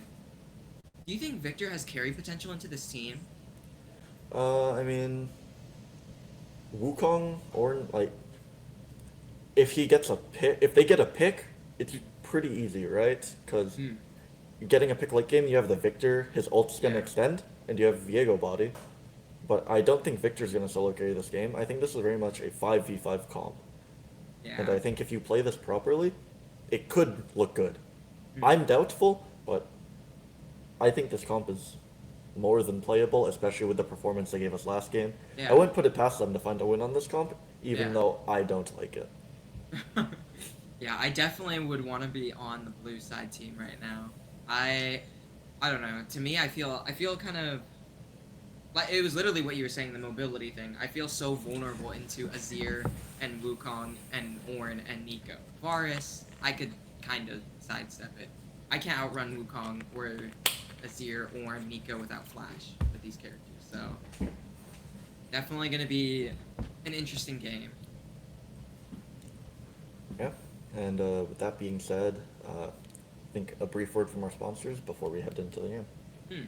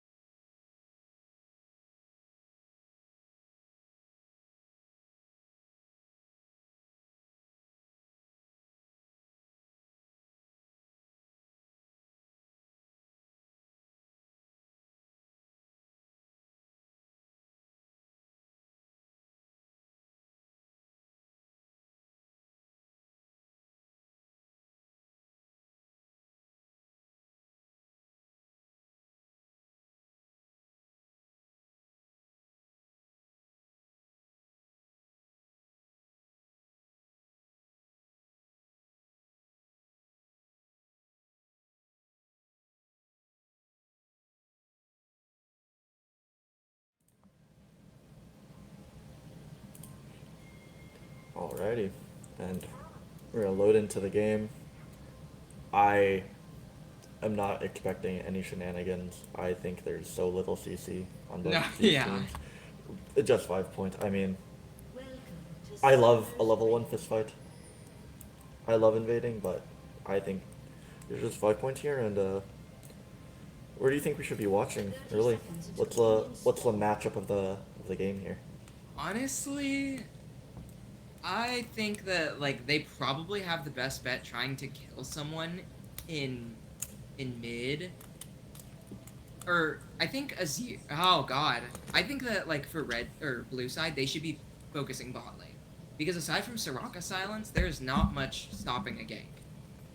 Yeah. And then in terms of mid though, No, he's baiting. oh God, Oh Wukong my is God. engaging early into 3 people in the bush. Oh my God. Oh, and he burned flash and he missed over the wall, and that's first blood. Oh. Oh, That was actually elite tier baiting from Victor. He shows on the mid wave to trade with Azir, and he walks into the bush with his two teammates. Oh, Okay, the only saving grace about that was that like it went to Maokai. it did go to Maokai, and But like, oh God, that's not a good start for blue for sure. Like, of course, but like, yeah, looking at the runes, it does look like it's Poke Forest this game. oh wow, interesting. I Okay, mean, I It'll like work. it. I like it because you got range them, but Mhm. again, it's Soraka, and I mean, these sustain supports usually just Yeah. counter Poke. So they're gonna have to leverage the early lead that this Poke Forest will get them and Yeah. convert it into something.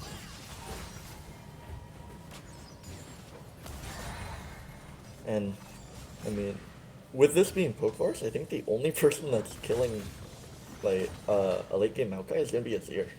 Yeah, this is true. Unless Wukong gets pretty fed, maybe the like a Black Cleaver build with that kind of stuff would help, but it's still gonna take a while. It's not gonna be fast like a I don't know, Varus with Bork or anything.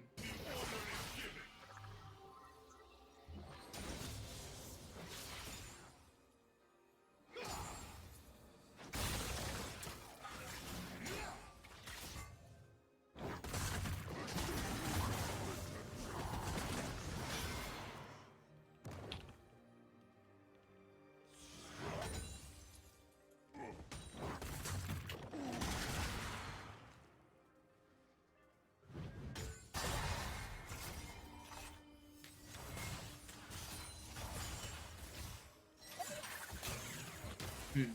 Yeah, I definitely. This is kind of interesting. Oh my god.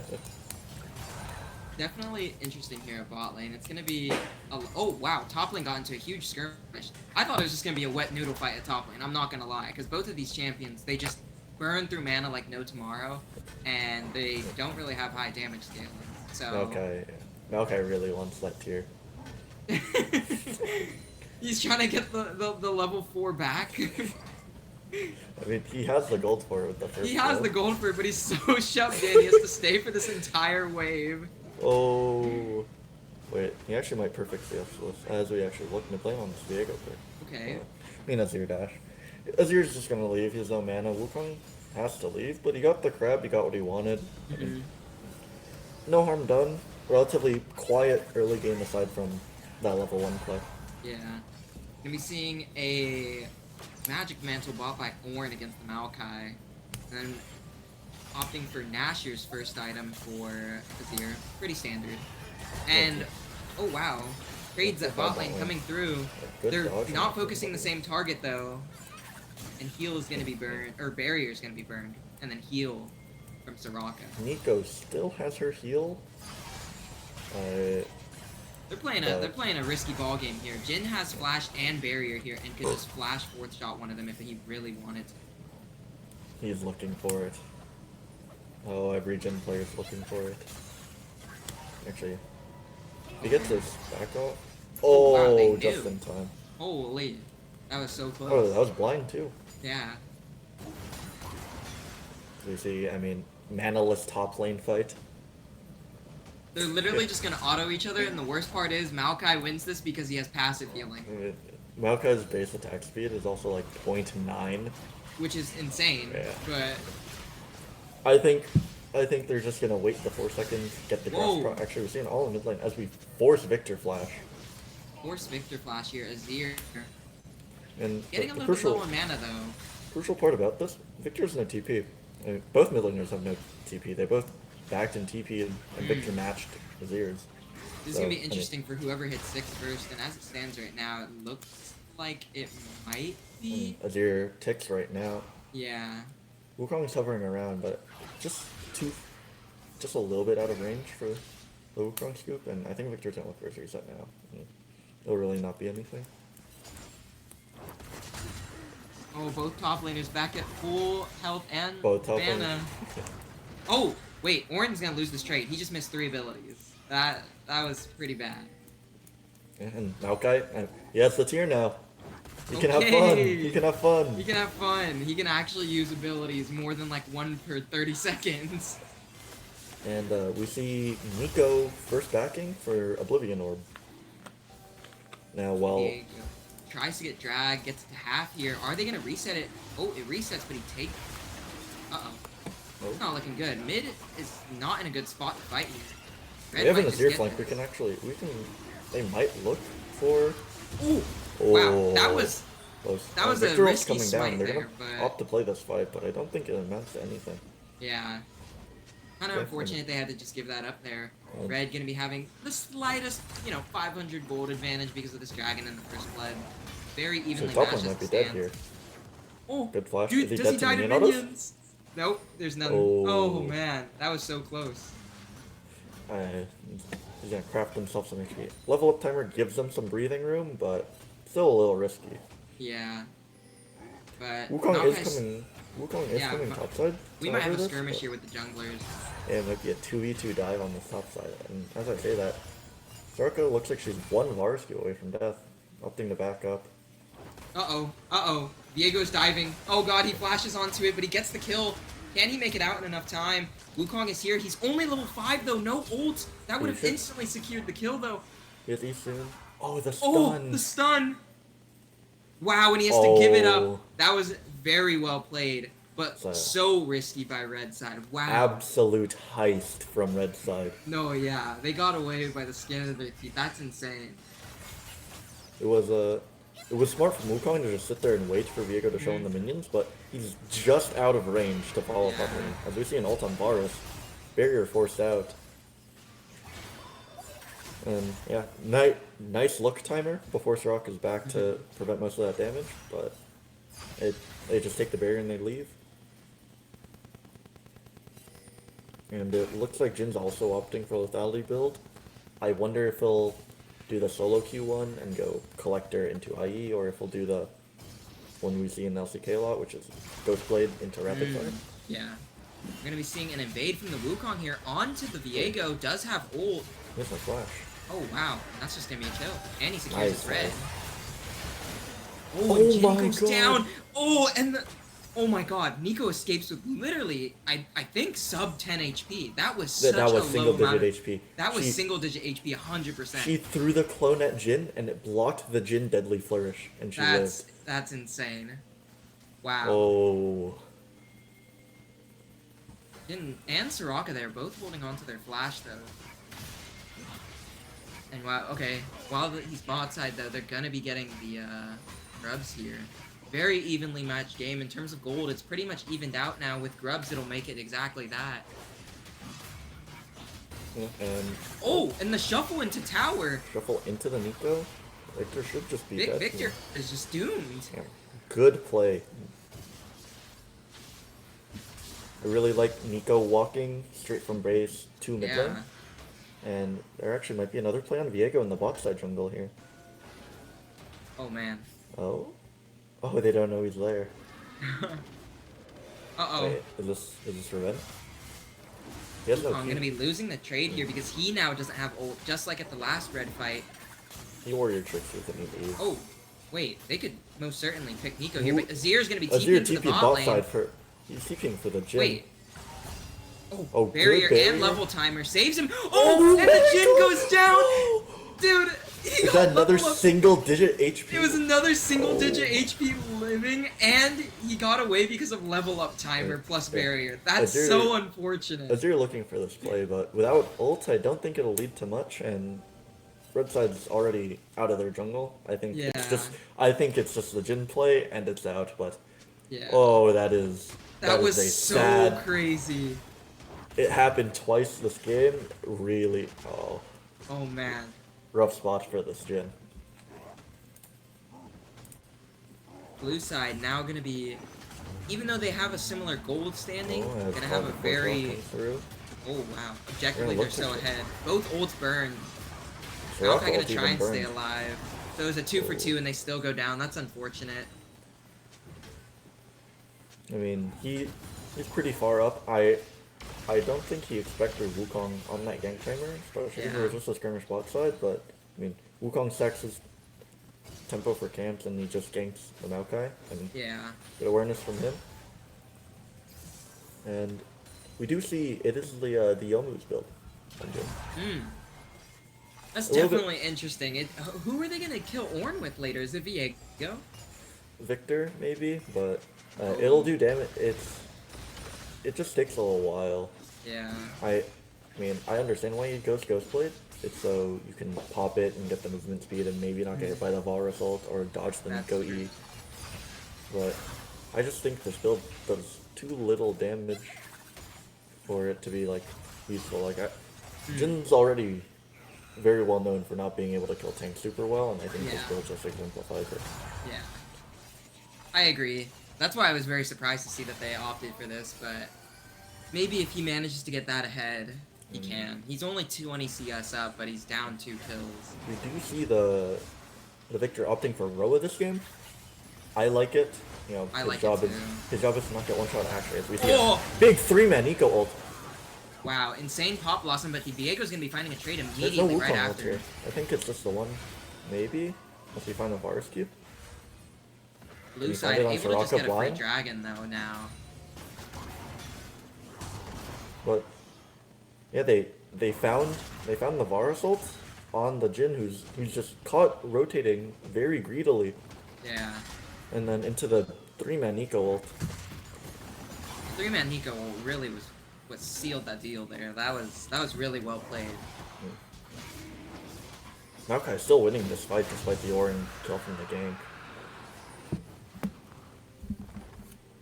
Not gonna lie, at least from blue side, this is the most LCK pro level team comp we've seen drafted so far. Yeah, I think I've seen T1 play this exact comp. These are definitely pro pick staples, and it's Yeah. it's kind of funny that we get meta champion on their side. Game Yeah. 3 in Fearless. You know, you'd expect all of them to be gone, but maybe this was the plan. Turret plating will soon fall.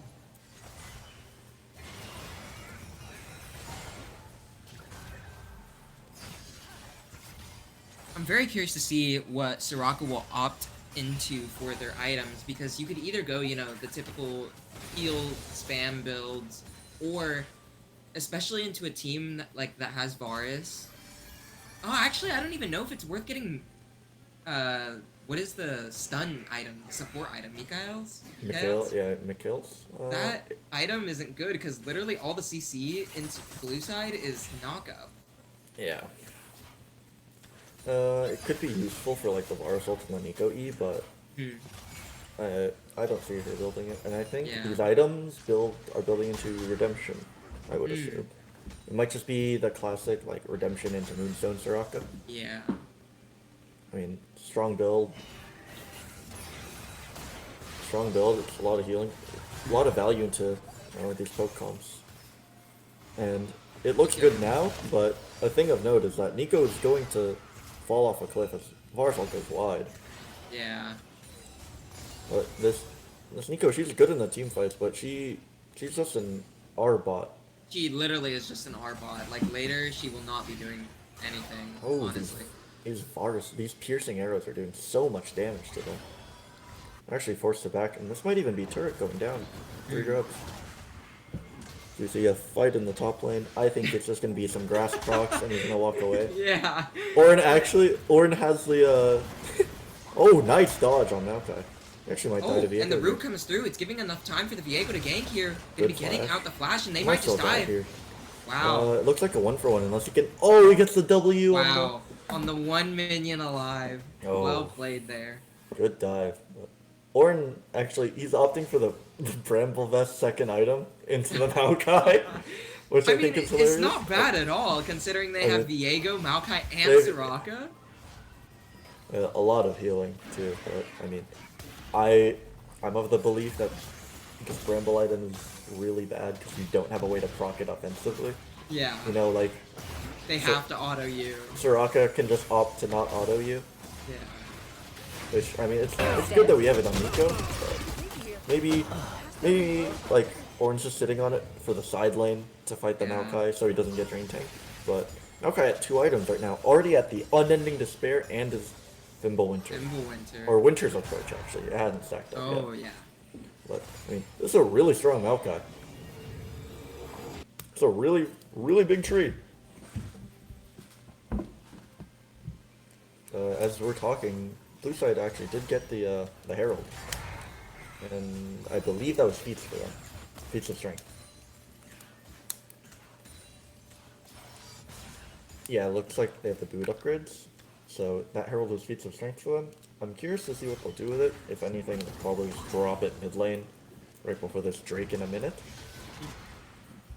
I do think they want to fight this Drake.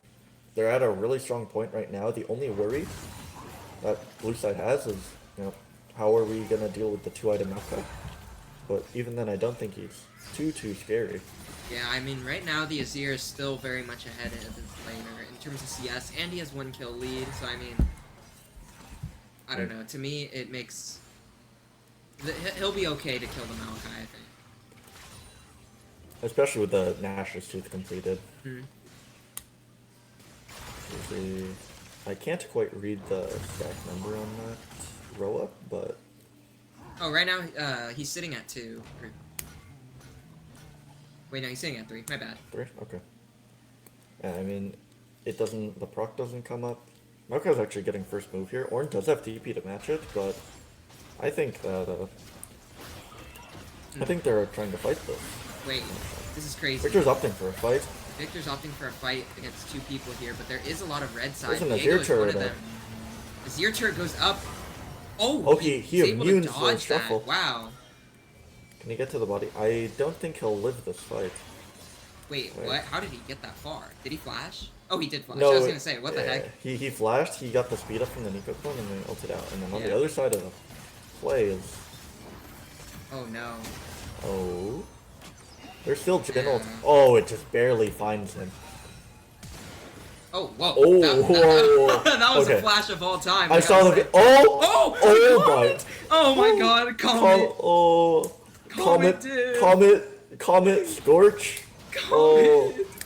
It saved the fucking kill. That's crazy!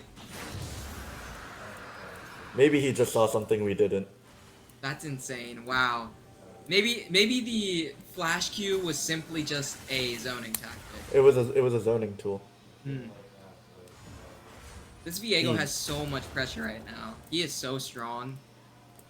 He's strong. I think his champ is still hard, but if they forget to deal with it, or if the CC just doesn't go down on Viego, he can look to go to Reset City against them. You know, he's almost at his collector, and he's finished his Triforce a while ago. You can you can look to one-shot the Azir or one-shot the Varus with like Jin or Victor's help, and then yeah, I think they're 1 Viego reset away from an even game state. Yeah, as it stands right now, there is a couple thousand gold differential here. Blue team gonna be trying to get a jump on here on the engage, but they're not gonna be able to get anything out of it. It's just so... It's kind of hard. Viego just has to keep ulting out because there's so much CC on blue side. Yeah, there's an Ornn ult that can come his way. There's Nico abilities. There's a Wukong running at him. It's hard, but I think if Viego can make these fights work. Yeah, they're trying to siege this top tower. They're gonna be popping Herald.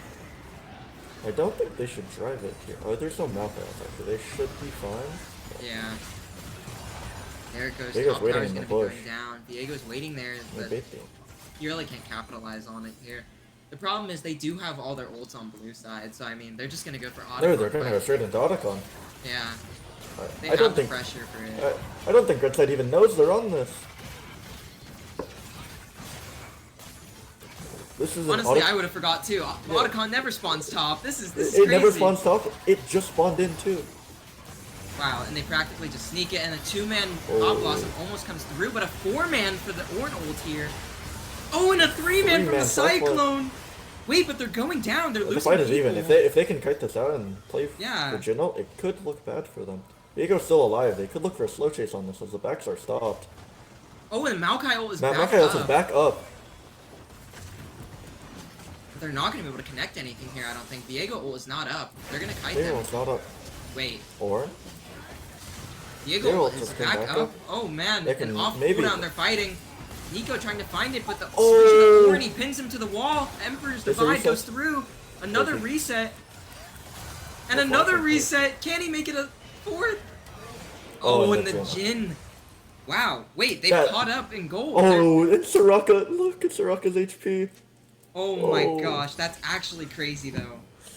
Wow. Oh, That was it- so well played by it, Red was, Side. it was a really good initial. It was a really good initial engage off of Yeah. blue side with the 4-man Ornn ult into 3-man Nico, 3-man Cyclone, but Mhm. they just can't finish more than one kill, and then Yeah. they're slow. They get slow chased out by Viego.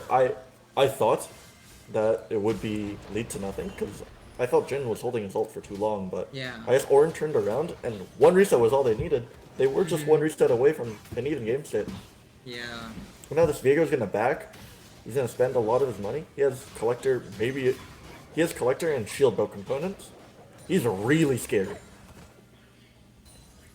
Yeah, that was the one guy that I was saying, like, I don't know who else would be a win con, really. Like, oh, and we're gonna have a game pause. And Maybe a technical difficulties, someone disconnected, I don't know. yeah, while this game is paused, I would like to note some of the builds. We see LDR second on Jin. I like this, actually. I like that he went armor pen item. It's just to Yeah. help. It's just to help. It's just to help Viego finish some of these higher armor targets. Yeah, I definitely like it a lot. I will say, I wish that Azir popped the ult earlier in the fight back then, because Yeah, and I think we're it would have gonna- won them that fight where the Wukong hit the 3-man cyclone, but we're it is gonna what go- it is. Yep. And Azir's actually he's going for pen item third. Well, I liked his build initially. I don't like the lack of Leandries, and I think we're just getting the after pause from spectator delay. Yeah. So it should be just a little bit. It should be just a little bit, and we're back. Okay. Yeah, I really don't like not having Leandries here on Azir, especially into this Yeah, really I big don't know. Malphite. To me, it definitely is one of the core items, but I don't know, the pen item, it's alright, but these fights are very drawn out to where I think he could get enough damage out with the soldiers to where he doesn't need pen yet, but at the Yeah, same time, I also there's not a lot of MR on them. yeah. Right now, It's- that's pretty an armor-heavy build for that Maokai, so I mean, or it's kind of like armor and health, that's all. Yeah. But I think even though the game state looks fine, I think if Viego dies, it's really hard, like really hard for them to finish these fights out unless Viego does some really heavy lifting before he dies. But Yeah.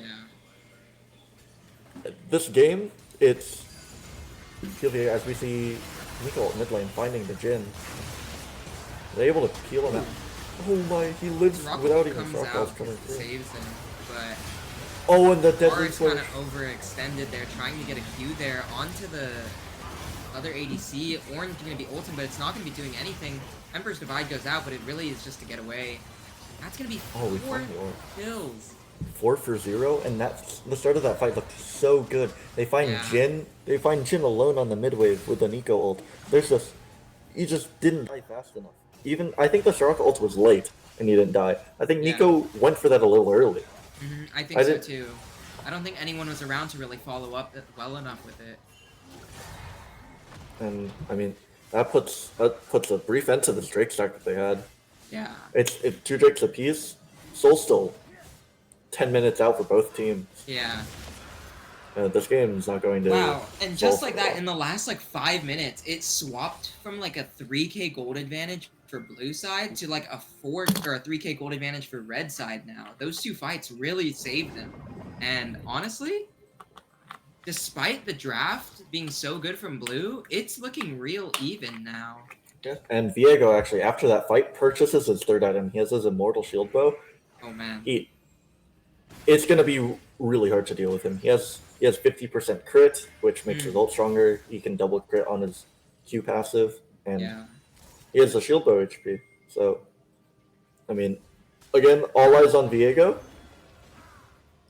But it's gonna get harder and harder to kill him, and he's gonna, especially if he gets IE, which actually I don't think he's building towards. He has a ruby crystal. I can imagine he goes like Shojin or Death Stance, or that's not a Death Stance item. No, So it, maybe it might be Shojin. My first thought was So maybe- Derek, but he already has the shield yeah. item. He has shield bow already, so he can't go Derek. Yeah. Right now, I think what Blue should be doing is trying to play for top and mid side pressure so that they could try and force a Baron fight and have Azir split bot.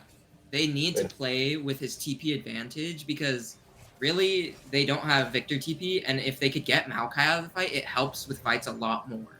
That's their frontliner, and Azir isn't necessarily needed for their fights. They could do something with just Varus and some of the engage.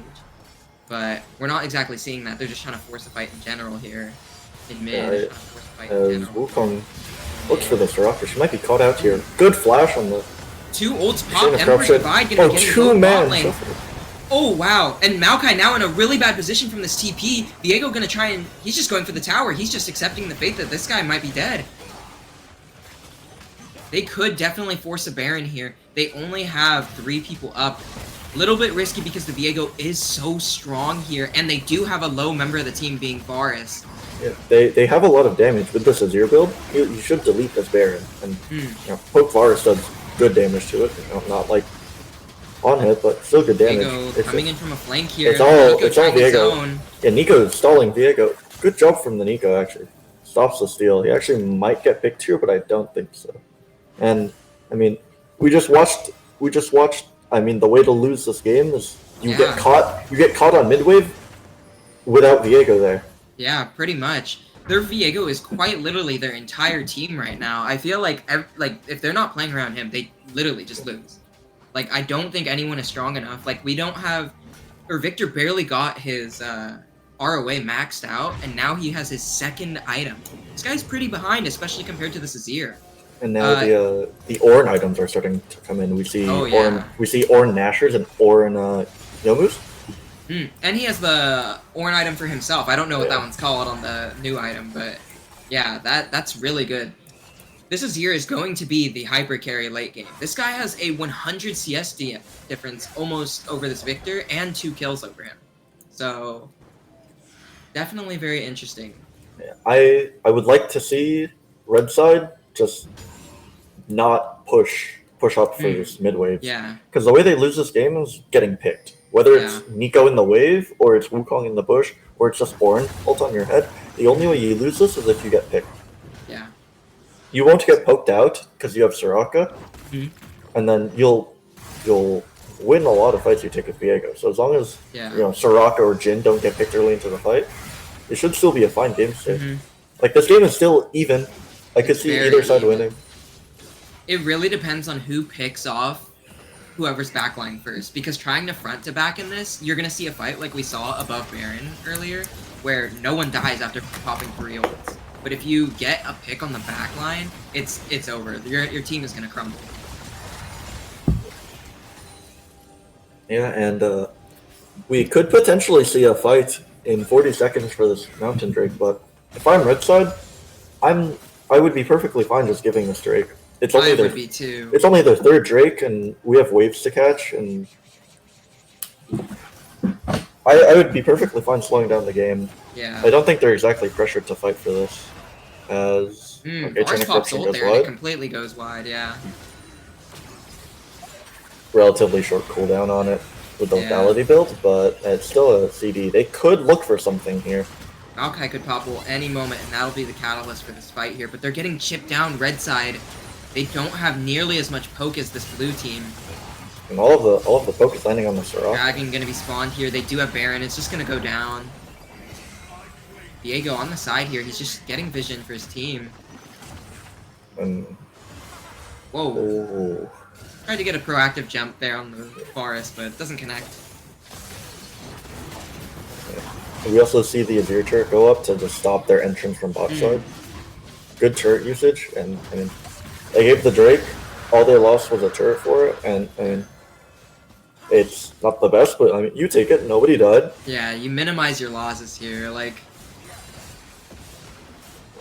I would like to see them take this chance while everyone is on recall to secure some vision, so your VA can play on these flanks. yeah. We're gonna see them splitting up. They're pinging to get vision in both sides of the jungle. Blue side is. And red, not too proactive about getting it in the blue side of the jungle, but it will prevent them from getting picked. But they're pushing up really hard right now in mid. I'm a little bit nervous for Jin. As they could be looking at Orin here. It's just Viego. I don't think he knows that. All of Actually, red side is coming up. Viego does so much damage here. No, yeah, he's Oh, piecing apart this Orin. Their whole team And is here. There's another play on the red side jungle. Soraka gets picked. It's an even fight. Viego still has the Orin body. Oh, the knockup gets stopped. Double cyclone there. There's a TP coming in from Wukong. Wukong Viego. needs to back out. Oh, Viego goes wide. Oh man, Victor TP'd right into the fray. That was awful. He got popped like a balloon. Oh. And that's gonna be 3, if not 4 kills here. If they kill the Viego, it could very well be game over. It very well could. During that fight, the Wukong Cyclone actually stopped the Viego as Ornn from getting the knockup, and it stopped them from getting another reset. Yeah. Oh man. And they widen the gold lead to about 4,000 blue side. They don't have Baron, but they have lots of pressure here. They're gonna be getting the top side inhib here and backing out. I don't know. I don't know if I like the inhib play. Like, sometimes when there's too much of your wave pressure, they need to snowball this pressure. If they just let them turtle and farm in base and let them scale, it could be a little bit bad. But actually, no, I like the inhib play. I like the inhib. Baron's up in 40. And Baron's then, up in 40 and then Dragon's Drake's up in 3. Yeah, I like you're it. right. Also, there's a death cap on his ear. Oh my god. Yeah, this dude, guy has hit so much 300 CS. This guy is so strong. He's practically full build aside from that control ward. That's insane. Back in that topside play, I don't know exactly what happened to the Soraka as we see Curtain Call coming through. Curtain Call trying to engage a fight here, and the TP comes through, but Viego might be getting picked out here. He gets rooted, and the Cyclone goes out. And that's it. He goes down. Ornal is popped, and it's going to be hitting the Soraka. Pop Blossom connects as well. Game. And that's it. That probably is game. There goes 3 members of the team down. Jin not able to do anything to this Ornn. And Maokai. That bar rescue does so much damage. Yeah. Pretty much done, I think. They have now widened the lead to 6,000 gold. I think it's pretty much over. We were just talking about that pressure, and it's just widened. They're just gonna play to stop their back so they can push this mid wave in, but Yeah. It'll be close, but I think they can end. Yeah, I mean, there's 15-ish There's seconds 15, on this 15 Viego seconds. timer, but... They'll have Demolish proc on Ornn. Oh. As Maokai ult's coming through. I think they're actually... Oh, the Gen.W finds the Wukong!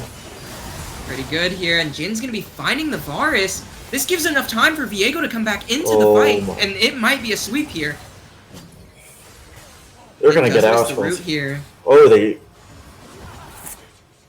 went for the one turret. I think they either just take the inhib and leave, or they have to full commit to the end. Yeah. But actually, as I say that, it looks like the minions finished off the Nexus turret, so it is an open Nexus. It's open Nexus now. And while those picks are good, they're just gonna fight for Drake in a minute, or they're just gonna Yeah. start this Baron soon. And Oh, actually, if Diego Azir goes having down here, a one-on-one fight here with the Diego, Soraka coming through, and that's 1,000. 1,000 gold, and the most Oh, and most of their damage on blue side is gone. Like yeah. with Azir dead, these fights get a They lot harder.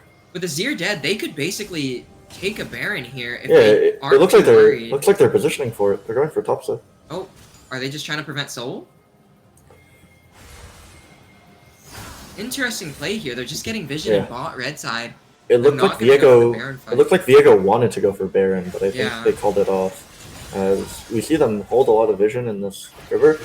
I mean, this time on blue side, I think I'm fine giving this. Hmm. You know, it's third Drake for them, so this will just go to 3 Drakes apiece. And I mean, they can Baron dance. They actually could even start it here, right now. Oh man. If they start this is so risky though. They don't have Azir. They don't have a bulk of their damage. They decided to opt for Lethality Varus, and this Azir has TP up, and there's Oh, super. Azir's TP up. Maokai ult popped really early here before the engage. They're gonna be going off Baron here. Curtain call is popped. Doesn't connect with really anyone. I mean, they're looking at the top wave and they're saying, just make them fight you. Just pull true. them into this fight while these top waves push. There's pings on it right now, so they're just Yeah. playing to slow play this. Orin goes for the E and leaves. They're just playing to bleed them out, and when someone goes to answer that, they're just going to restart this bear. Yeah, Red is pinging to back off because they need to defend their base here, but no one has TPs to really get there. So it really comes down to a Viego steal here. They know they're on it now. Can they make something happen off of this? They sent just Victor over Victor, there. Victor's going to be here late. The chain of and corruption. 3-man ult! Oh, no! That was massive! It wasn't even a 3-man ult, it was a 3-man Yeah. EQ, and it just blew their entire team up. The chain of corruption actually finds one, and then the chain spreads to 3, and the Yeah. WQ nearly kills half of them. That was insane. And now they're left with no Where's my bot guy lane. here? Is he died to Is he Leanders? burn alive? Oh, He does have Leandri. Oh, he lives. Wow. And that's going to conclude the game there. 25-18. Very well played by both sides. That was so back and forth there. Holy. Yeah, I mean, what a banger to end off to. Actually, it looks like the turrets are respawning. Hold on. Diego just got a kill. Does this mean You just got anything? reset. Yo, reset and the turrets are back up. Oh, no. Wait. Wait. Wait. I mean, can they still save it? Oh, no. Oh. It's doomed. There's too many minions there. But that was Too many. crazy. It almost saved them for a second. Oh, they're definitely sitting after that one. But, I mean, good win. I mean, great. Wow. Great game, actually. I loved that. That was so good. Yeah. It was actually so evenly matched, despite how much we thought that the blue team's draft was just going to absolutely mop the floor with red. That was so well played by red. But, like, honestly, like, they drafted a pro-level team on blue side. Like, I can't even put it past them that they won. Like, that was so good by them. Any final thoughts about this? That was, what, the conclusion to the series, I believe? That was the conclusion to winners or losers final, and I believe that should be. I mean, we'll see this team. Congratulations to this team. We'll see them again tomorrow at 10 a.m. in winners grand final for upper division. Sounds good. And quickly before we go, we'll do a shout out to Gen.G, who is the sponsor of particularly this tournament, this stream. They gave us $1,000 in Puma gift cards for the winners. And yeah, thank you to them. They've been continually a leader in esports excellence, pioneering education development, innovating technology integrations, and making them a global thought leader in fostering new generations of gamers. Beyond their competitive prowess, Gen.G has established the Gen.G Academy and collegiate mentorship programs to nurture the next generation of talent in the gaming industry. They remain committed to diversity and inclusion in gaming with the Gen.G Foundation and providing scholarships. If you're looking to develop your skills and network with big names in the gaming sphere, be sure to check out Gen.G's Practicum Abroad program, where you can visit Korea and enhance your resume with hands-on esports projects, get mentored by industry professionals, and get insightful lectures while immersing in Korean culture. If you want more information about this, just visit their website at gen.g for more information. Thank you. See you guys tomorrow.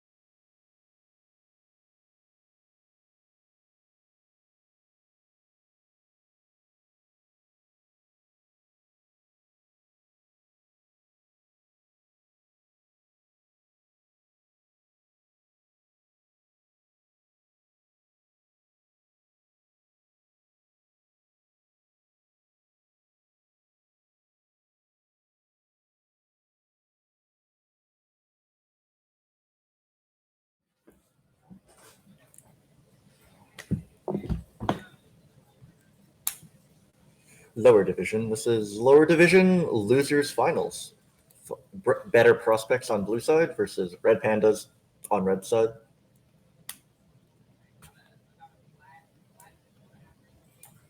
Yeah.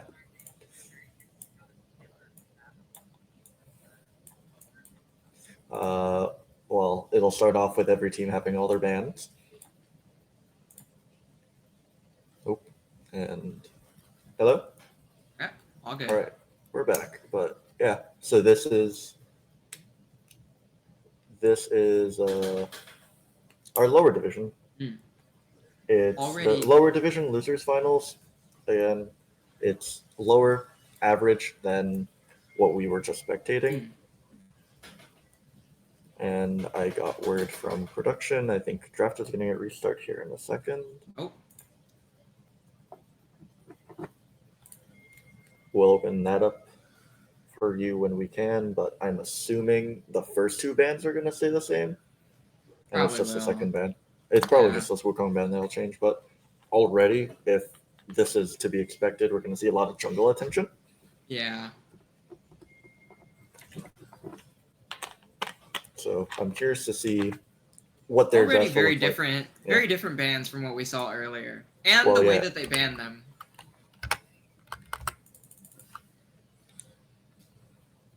Yeah. What do you think you'll see from these players this time? Are we looking for a particular I don't know, character that you want to see played champion? Well, I want to see Yunara. Hmm. I like this character. I want to see mainly the difference in the Masters average Yunara to like applied Yunara. But Okay. like aside from that, I just want to see some. I just want to see some weird picks. Hmm. I want to think see it- like I think it'll be interesting. Yeah. There's a lot of like I think we'll definitely see like I could see like an Oriana pick again. I think one of them is like a Mundo abuser right now. I'm not exactly sure about that, but yeah, I think that one of them is like a Mundo abuser. and Um, I think we're going to casters while they update the link. okay. Sounds good.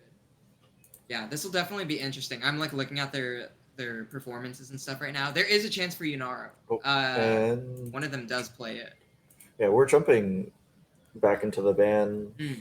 just a little bit. I mean, Jarvan Wukong stayed the same, or Trundle Wukong stayed the same on Yeah. better prospects bans, but already different. Draven ban is interesting. Draven Katarina ban. Katarina is most certainly a ban of all time. Oh, I can it's kinda get the Malzahar. Draven. Oh. Whoa. I mean, will we see Katarina be one? Maybe they accidentally hovered Katarina when they were like, I'm gonna play Katarina, so ban Malzahar. Maybe they fumbled the bag a little bit right there, And but it's Victor on one. okay. Another Victor game. I mean, I think this character is strong. I don't exactly like it early. There's Same. a lot of ways to play a different game than the game Victor wants to. Yeah. But we'll see what Red Pandas have prepared for Victor. We'll see what they go into it. Oh, there it is, the Oriana pick. I knew it. One of them was most certainly gonna cover this. It's what I think 3 of them play. Oh, Syndra's not bad Syndra? either. I love that pick. I love Syndra. I love Syndra as a pick. Especially Uh, into Victor, I just feel like she has so much more, I don't know, control over her lane There, and can actually do something early. and the Pantheon match with it is good. I was just about to say, I want to see a skirmish jungler with a Syndra that can really, use the scatter in the Yeah. mid game, in the early game. And like, if I'm playing Victor and I have to worry about scatter and Pantheon gank, Yeah. I'm kind of scared. Yeah. Okay. I'm already liking this draft. It's more interesting than the last drafts that Oh. we've had, but Oh, Isa lock. Interesting. Oh, they lock it at Kaisa. Kaisa early is something you typically don't see because she sucks into characters that outrange her, and if there are Yeah. still peel options available, games are hard for her. Yeah. But I mean, they have The only real thing they have to worry about is the scatter. I I like wonder what they're gonna pick if they banned Draven, because this is not already a really aggro bot lane. Kai'Sa Nautilus is crazy. Like, I am curious what they're gonna pick after a Draven ban, especially a Draven ban that early. I would love to see them match the aggression, something like a Samira. But I mean, It's into Nautilus. that's just my hope. I just want to see bot lane fist fight. Okay. I can rock with that because I mean, there's a Rel? chance that you just block it, the Nautilus Q, and then he's useless. But okay, I like this Rel pick. Not bad. It's just Rel, doesn't Rel get countered by Nautilus because you could yeah, grab Rel you out of air? you grab her out of the crash down, and she doesn't get the Yeah. knock up. She still gets the shield, but Mhm. most of the time, if you're picking Rel, you're banning this champion. Yeah, that was But very interesting to choose that there. We'll see if they take advantage of that. there is still some counterplay though. Like if she just sits in the bush in her Mhm. dismounted form and plays Yeah. for the flip, it's still playable. But I would have liked to see something more like a Leona than this. But I agree. I think Leona was the pick that I had in mind. The damage maybe reduction to me is so strong. maybe if they pair it with something like Misfortune, it'll make more sense. Mm. But right now, I like the tank support. I do, but I would not have picked Rel. Jinx is an interesting pick. I was gonna say that's definitely an interesting pick for sure, but we'll see if they continue to hover this or if they select something else. I almost like, I don't know, playing off of the CC that your team has is great, but okay, they're locking Jinx. But there is a lot of CC on this team, so it'll be Yeah. it'll be relatively easy to get these Mm. resets in. But you're playing a horror game. You're playing into Yeah. Nautilus Kaisa, and if they lock in this Nocturne, you're playing into Nocturne too. There's a lot of things you have to look at, and even Yeah. though you have a lot of support that can get you these resets and get you these big team fight wipes, you have to get the kill first. Yeah. And if you can't walk up, and if like you just get point and click feared, Yeah. fights can be hard. This is definitely going to be an interesting game. This Nocturne, I don't know. To me, I was surprised to see the high elo players pick Nocturne because to me, I don't feel like Nocturne is picked that often up there. But you know, especially in lower elo games, we'll see how the macro is. Nocturne could just tear up a low elo lobby because people overextend all the time. So we'll see how this goes. Volibear pick. Oh wow, Volibear, kind I of an don't. interesting blind pick, I but don't like it here. I think there's too much that says Volibear can't do what Volibear wants. Like he yeah, can get scattered, he can get Pantheon stunned, he can yeah, get like Rel can poke him and then run yeah. away. But I mean, Hmm. I think this is the first Volibear we've seen. Whoa. Shen match. Shen Okay, match. Okay. all of our eggs are in the Jinx basket. No, yeah, we are playing for a Jinx hyper carry moment, unless this Pantheon just like starts popping people. Like, yeah. Yep. But even then, Pantheon could get easily countered by Nautilus. We are playing a Jinx game. Yeah, and Jinx, she's playing into relatively short range characters. You know, Yeah. Nocturne, Volibear, Nautilus are all melee. Kaisa, I call her essentially melee because her range is so short. Yeah. But I mean, the only worry is like these Victor. It's Victor and like getting caught by CC. Like, well, you can just Yeah. play to kite these people, like with your traps and all of your peel. If they get on you, you are dead. Yeah, it'd be in the best interest of this Jinx right now to take Cleanse, but we'll definitely see how this goes because Volibear stun, Nocturne Fear, all of Nautilus's kit, and then Victor grab field. Like, you don't want to deal with slows. You don't want to deal with any of the CC, especially when you're the hyper carry of your team like this. If they don't take cleanse, I'd be surprised. If not cleanse, I maybe mean, ghost. sometimes I will say like I like cleanse as an AD carry, but I hate taking it into Nautilus. Sometimes Really? because like if I have cleanse and he throws a hook at me, I cleanse the auto attack route, I guess. Mhm. But a lot of the time, I just rather a barrier. But we'll see Yeah. what he opts for. There is a lot of resources to help him play the game, so I could see Ghost. Mhm. But Yeah, definitely interesting. yeah, this is already a different draft than what we saw in upper Yeah. bracket. It's interesting because some of the characters that we saw that got banned, particularly Rel and Shen, were the picks of the team right here. I don't think. Oh, and Nautilus. Nautilus was banned a couple of times over there. But yeah, it's interesting to see that now they're going to be played in these games instead of just completely knocked out. Like, I'm just hyped to see the Syndra mid lane matchup, and then I'm interested to see how top is going to go. I don't know how well. It depends on the runes that are taken. But I don't know how well Shen fares into Volley Bear. I wonder if Shen's gonna go the there's this weird Shen build going around right now where he goes Titanic into Navori Flicker Blades. Interesting. I've been seeing it a lot in solo queue, and Okay. I have some friends that like to play Shen, and they're like, this build is legit, but I look at it and my eyes don't like it. My eyes don't like it either. That is my most played top laner, and like I've never thought about building Navori, but I mean, hey, if it works, that's crazy. I mean, I mean, who am I to judge, no, right? yeah. Volley Bear might even go Flicker. It might be a double Flicker Blade top lane Oh, game, this is true. I have been seeing that. Yeah, that's a little. That's interesting.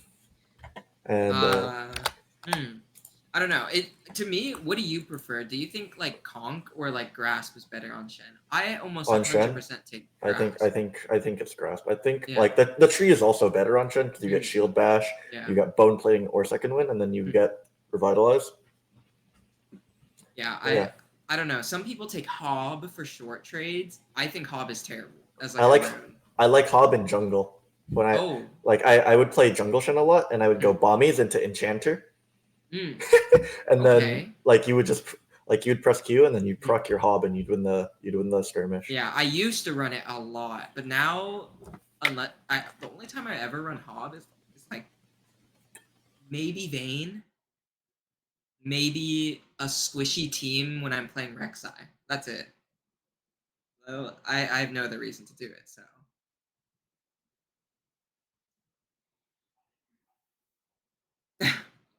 yeah. Oh, you're right. I see. Hmm. I see. Yeah, for me, Kais is my second most played. All my ADCs are pretty high up there. I'm not gonna lie.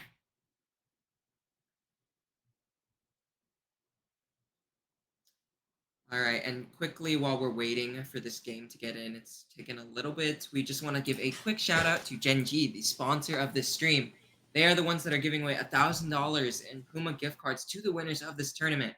Gen.G's continually been a leader in esports excellence, pioneering education development, innovating technology integrations, and making them a global thought leader in fostering new generations of gamers. Beyond their competitive prowess, Gen.G has established the Gen.G Academy and the collegiate mentorship programs to nurture future generations of talent in the gaming industry. They remain committed to diversity and inclusion in gaming with the Gen.G Foundation, and they provide scholarships. And so, if you're ever looking to develop your skills or network with big names in the gaming sphere, be sure to check out their Practicum Abroad program, where you could visit Korea and enhance your resume with hands-on esports projects, get mentored by industry professionals, and get insightful lectures while immersing in Korean culture. Be sure to visit Gen.G's website at gen.g for more information. And yeah,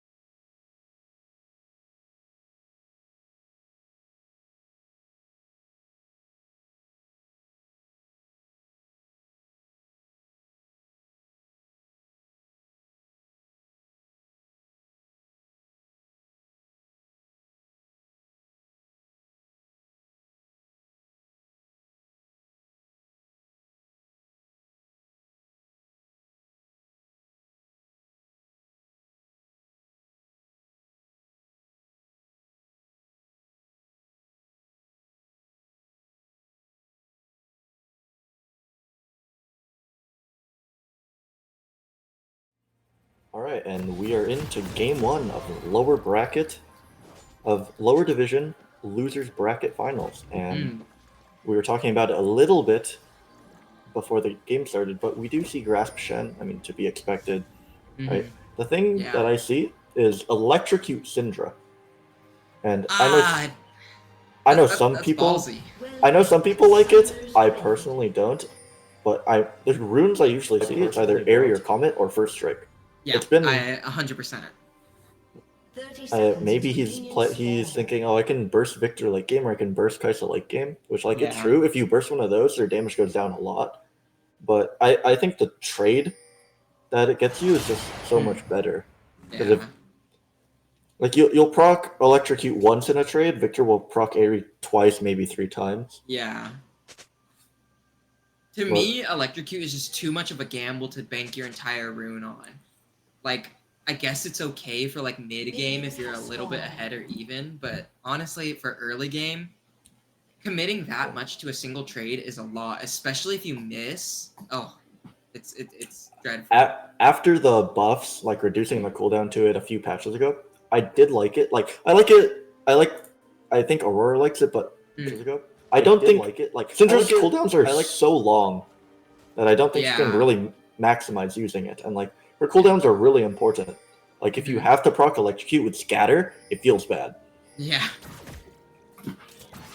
Also, something to note, Kaisa ended up taking Cleanse here, not Jinx. Which makes just as much sense now that I look at it, but yeah, that's just something to think about. They have no defensive summoner spells on the blue side here. Yeah, and they've got pure offense, and yeah. And then Red Pandas actually have full defense, actually going with Exhaust Barrier. Very interesting.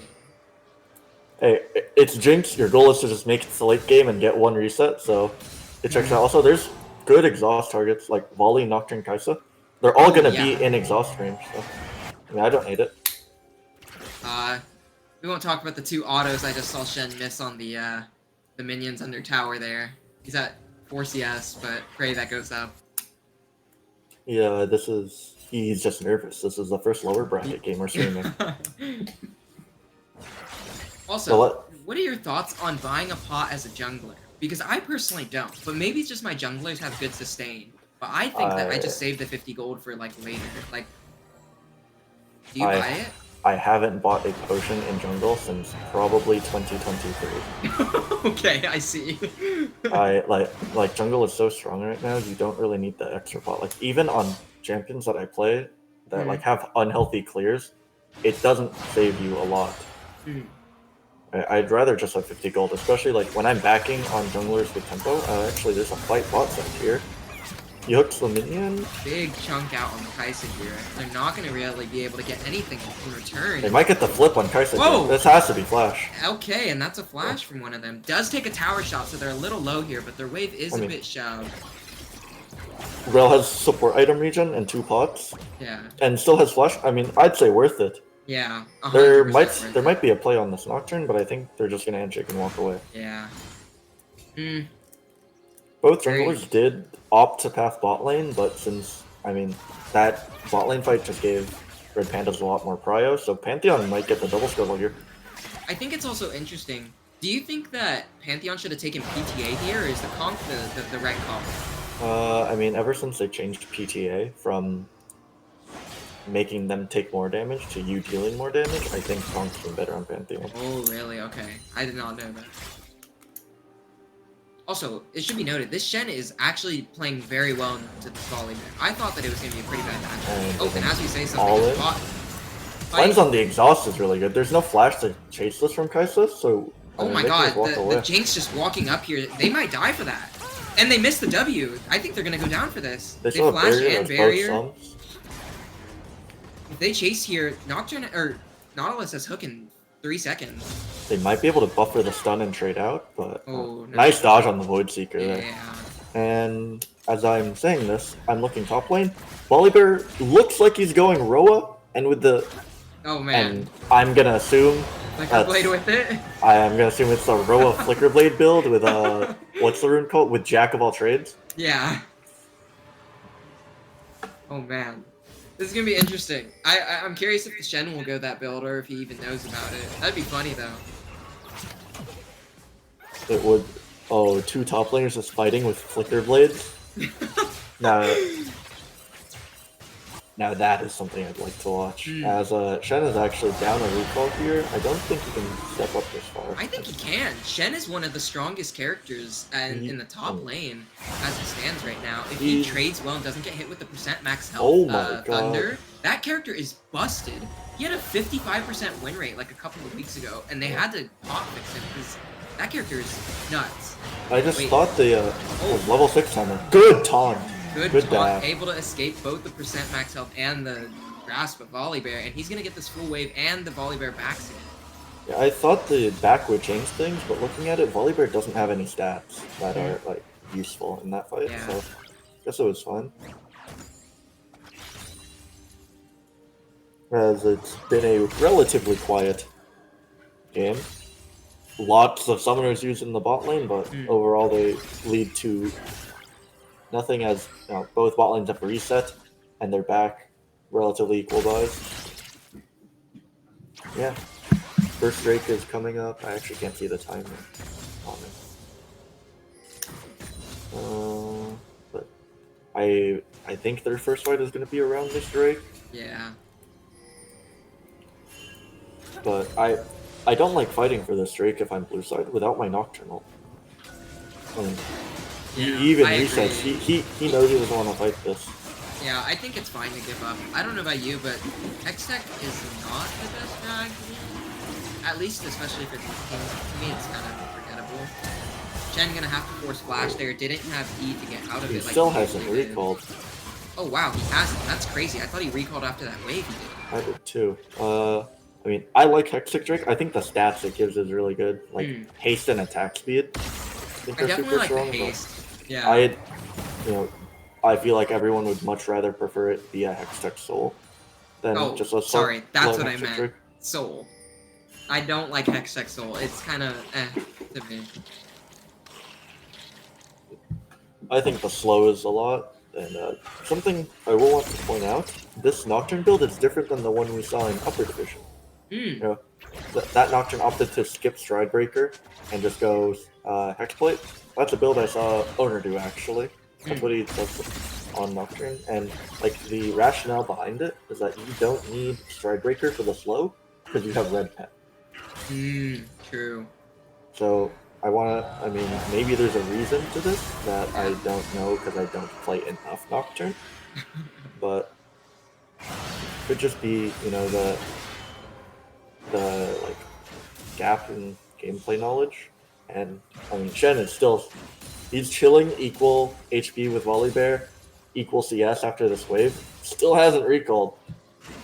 Yeah, that's a little crazy, I'm not gonna lie, because he definitely could have got the jump on this Volibear in terms of fighting him. Like, Yeah, I would have liked to see him pressure his lead with these trades. gonna see Victor TPing back to lane. Syndra hasn't used their TP yet, I don't think. Nocturne If so, covering it's already top side. Nocturne covering top side with ults. As we Ooh, might they're gonna see be trying to fight for might see a grubs play here. on Not the grub. best, but it's We okay see because both- Shen has ult. We see both supports moving up. Could just be a 4-for-4 or a 4v4. I think this fight is a lot on Syndra Scatter. She's actually stunned up by the gravity well. Uh-oh, Syndra got grabbed and ulted by the Nocturne here. Will the Shen ult come through? No, it hasn't come through yet. The Nocturne lights out. Oh, Stop him from coming Nocturne through. finds the first blood onto Shen actually, Pantheon. Shen ults on the Rel. Oh, that's interesting. That lost so much value because Oh, that does percent missing health shielding, and Victor that might be was dead at here. He has no 230 flash. HP. I don't know if they have the damage. Shen already used... Oh, there it goes. Never mind. Very interesting play, though. Blue side, gonna be up about a 1k for that. I think half of it is just freaking out because the lights got turned out. Yeah. Well, the good thing about Shen is, I personally do this. I click the icons above my map Yeah, to shield to ult my teammates. I never go and click them individually because I'm afraid of doing exactly that. Yeah, even that doesn't work with the Nocturnal. Oh, really? Yeah. I've never really played... I don't play top, so, like, I would never have to deal with that. That's crazy though. That's like an actual impairment. Hello? Like, Yeah. I didn't know it did that. That's insane.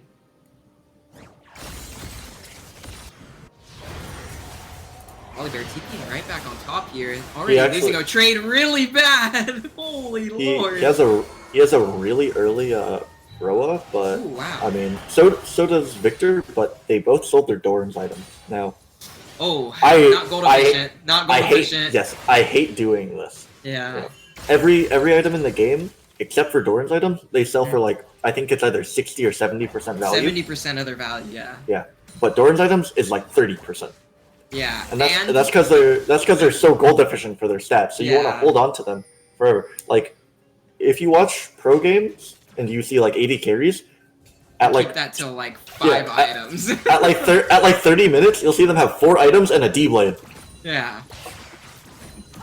No, I saw someone talk about it recently that like Doran's items are proportionally for like the cost per stats significantly more busted than any other item in the game.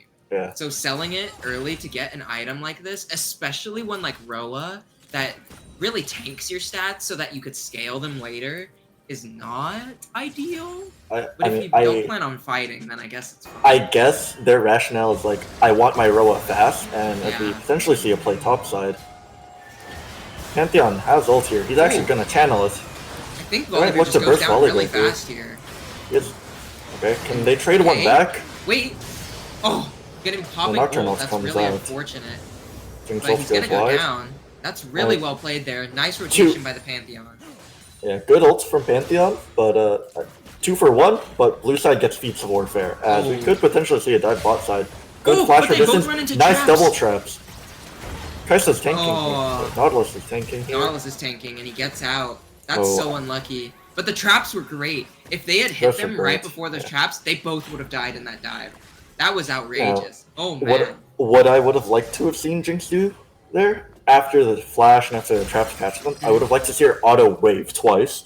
Oh, yes. But, you know, it's easy for me to say this because I'm watching the game and I don't have to think. You know, when you're watching League, you are probably 400 LP higher than when you're playing it. True, absolutely true. To be being honest and like giving credit to the people playing when I'm just sitting here watching them.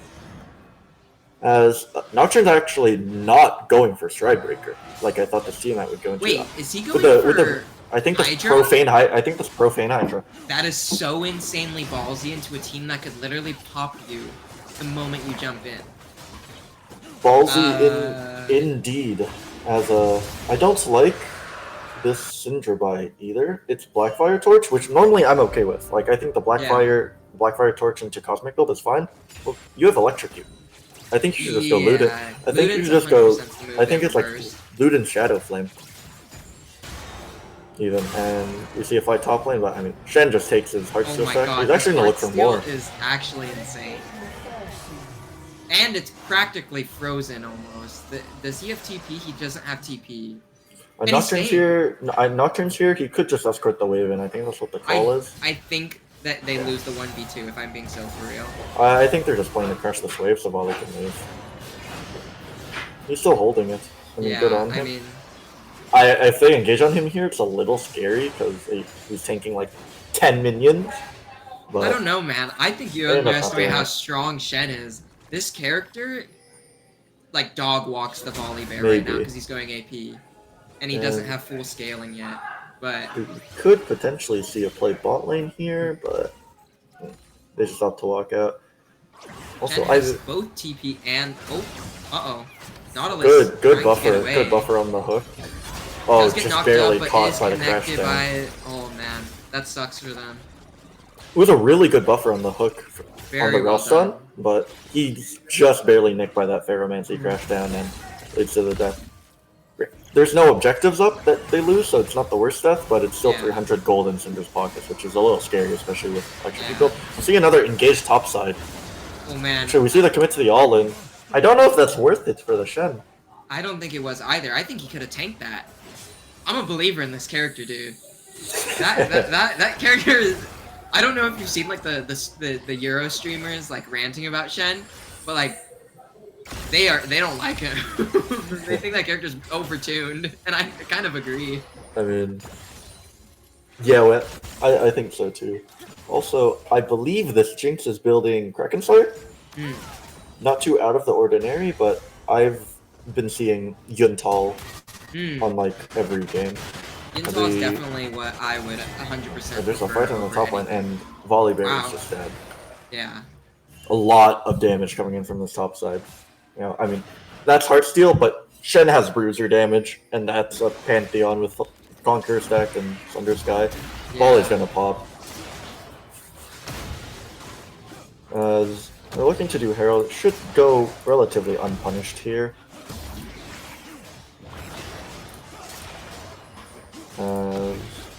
Gold actually lead looks isn't like- too different right now. It's kind of going back and forth. So both teams have very big potential to win this year. But, oh, Nocturne. Nocturne. Girl Oh, he should be able to doesn't walk commit out. to Yeah. And he does finish the Profane Hydra.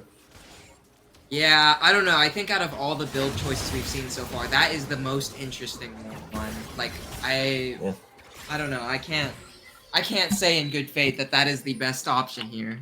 But Yeah, I actually haven't seen this item in a while. I see it in like every few games I see an assassin, but yeah. I think even Ravenous might have been better. I agree. I think that it's I don't know. I don't get the hype of Crooked personally. I don't know. I mean, it does more damage than Doesn't it do like 50% more damage on low targets or something? yeah. Okay. As we see item completions across the board, or I mean everyone but supports here. It's Kraken on both these AD carriers. Yeah, I think that's pretty standard for Kaisa right now, unless you're going the on-hit build. But wow, they already actually get a get tower. first turret. And there's Pantheon all coming down on them. Oh, but I don't both like junglers this. there. He doesn't Able get the to shield. them He off doesn't get the shield Pantheon. up in time. Oh, and he goes down. The passive from Oh, Kaisa and here. they're leaving Jinx Oh. alone. They left Jinx alone, but Oh. they even Shen ulted her, but they still went down there. I think- Can they find anything else from this? I If think the anything, I think Shen- they chase Oh, Victor, Victor at gets bot lane. flash. I mean, Able to find him very close he there. might die to scatter. Oh, okay, and that's another kill. This Shen is so strong. He's just tanking the tower to the face, and he's barely at half health. That's insane. I think I saw Shen ult Relic again. Oh, really? That's unfortunate. Also, while this is happening, Volley just takes the top side. Oh, he's not gonna shove. There's two minions. I think he Yeah. just wants to get back on the map. He's probably got a lot of gold in his pockets, but we see Shen building towards Sunfire now. No Navori, but I can dream. Actually, and Volley Bear bought components of Visage and then sold them and is going unending now. No Flicker Blade on him either, even with Roa. Wow. Interesting. We're not Flicker Blade enjoyers, and even surprisingly, even after losing their jungle, Red Pandas are opting for the straight fight, and Alright, Rel going down, but oh wow, and Nocturne just walks out of the fight. Shen is gonna be there, but Volley Bear's here as well. They're already Crucially. down a man. crucially, Shen gets the TP off before the lights go out, so he's actually able to arrive in time. And it's kind of just a disengage after the Shen ult comes out. Yeah, I mean, right now, they are a little bit up on gold blue side here, but at the same Oh. time... This could be a kill. Wait, this could be a kill. That's Yeah. most certainly a kill. Holy. Blue Electrocute Syndra? Yeah, I don't know. I don't know how this could go. They do have 3 dragons on red side. They already almost have soul point, and it's barely 20 minutes. Almost. And again, it's an ocean soul. We touched on this earlier in upper bracket. It's an ocean soul against a team comp with like very little burst. Like their burst is lethality Nocturne. So Yeah. it's gonna hurt trying to, DPS people down on Victor or like drain tank people down on Volley Bear when you have to deal with an ocean soul. Yeah, this is definitely going to be an interesting game. I can only imagine, at this point, if they get Ocean Soul and they play together, I can only imagine them losing if this Jinx mispositions really bad and the Shen continues to ult, well, not Jinx. Yeah. And we see Kaisa actually has 2 items right now. Definitely up in CS. I think they're about 50 CS up. Up in CS, I'm assuming because she took first turret, that she got Mm-hmm. some plate gold too. But I mean, she's at 2 items.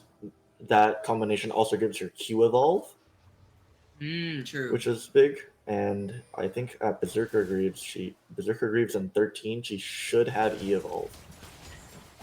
With Ginsu's, yeah, she will.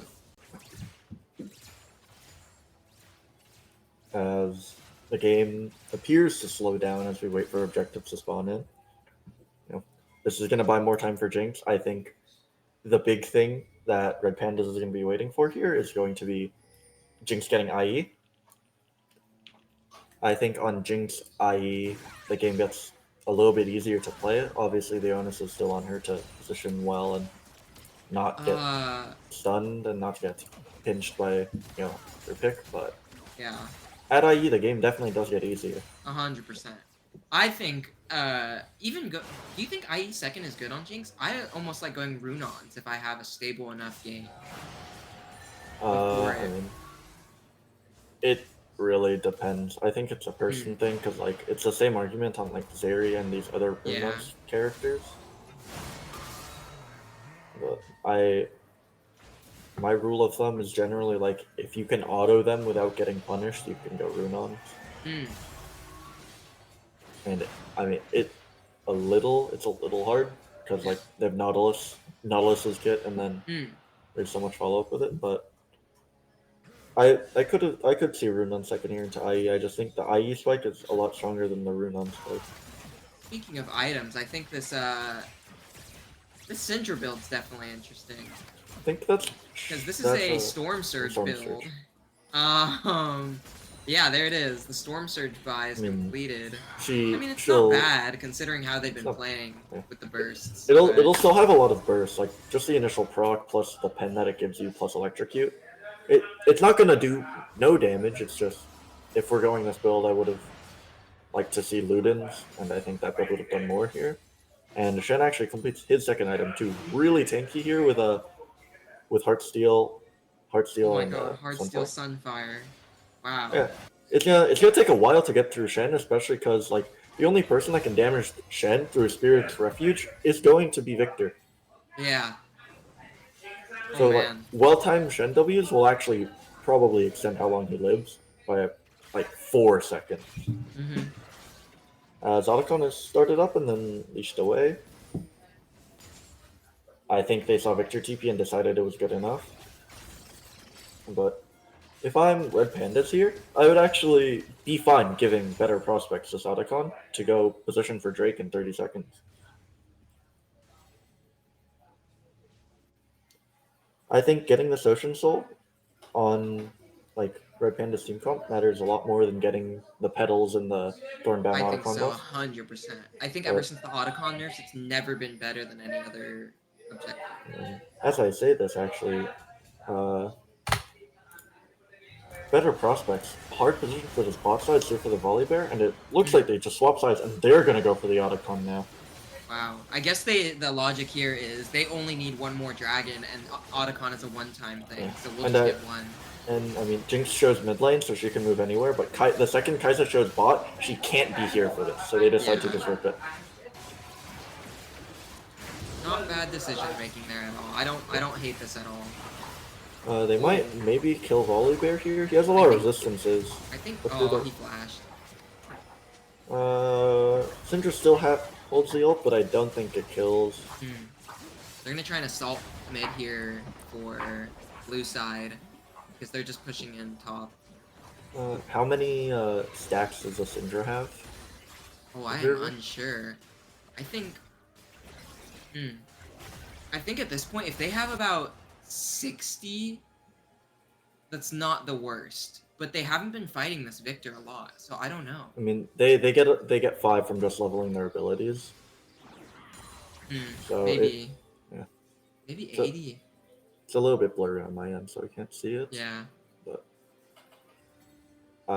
it looks like her Q and W have the upgraded VFX2 and her Oh, okay.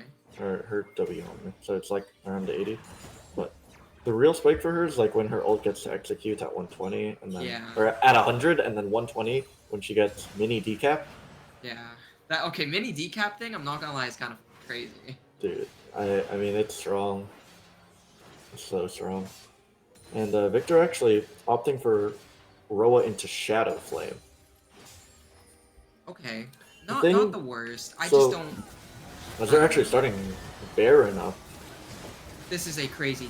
I don't Yeah. like this with Victor bot lane with no TP, but they're one shotting it. Kaisa's deleting this at 3 items. Yeah. How is the Pantheon gonna get in here? If Shen comes in through the back here, gonna be She's trying to actually find living something. so long. They're getting a lot of damage onto the blue They side have to team. get one target. That's one reset for Jinx. Kaisa's actually Reset for into Jinx. Jinx. Syndra takes one down as well, and there goes Volibear. This is gonna be Baron for them. I- They just pivot that I attack speed into Baron. really don't like that call from Better Prospects. Like I really did not like that either. Our Victor is Everyone bot was alive. side, but they're thinking we probably one shot it, right? Which I mean, in all fairness, they did a lot of damage to it. Yeah. It's just their Victor's bot lane, and they know Victor's bot lane. We see him on the wave. They did that with no vision anywhere too. That's so amusing to me, but interesting. Okay. Yeah, that was definitely a decision. I'm not gonna lie. And I think that's the play that breaks this game open. Yeah, I mean, it was even up until that point, but now we're looking at about a 3 grand gold difference, and that's gonna be a little bit rough for them to come back here. I mean, Syndra is scaling pretty well. They're at 80, I assume 90 stacks after that fight, at least. They're opting for Zanya's, which I think is an interesting pick, but not the worst. Especially into, like, how divey they are. I mean, And, yeah, I mean, I don't know. I feel like red side is going to scale infinitely harder than blue right now. I mean, Jinx is online.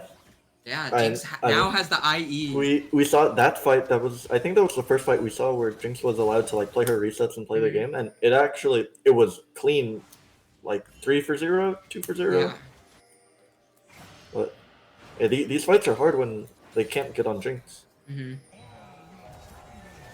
and there actually might be an overload on this top. They are going to side. jump the Shen with 4 people top 4 lane. people here.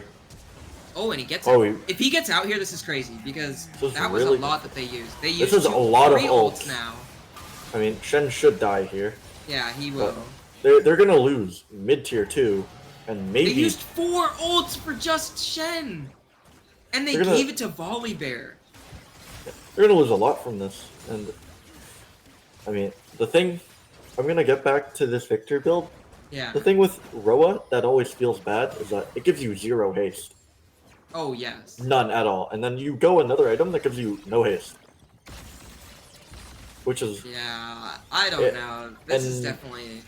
Victor without haste just feels terrible. You're waiting like 6 seconds for your death ray, and that's Mhm. so long in these fights. 6 seconds is that's like 13 Kaisa autos. This is true.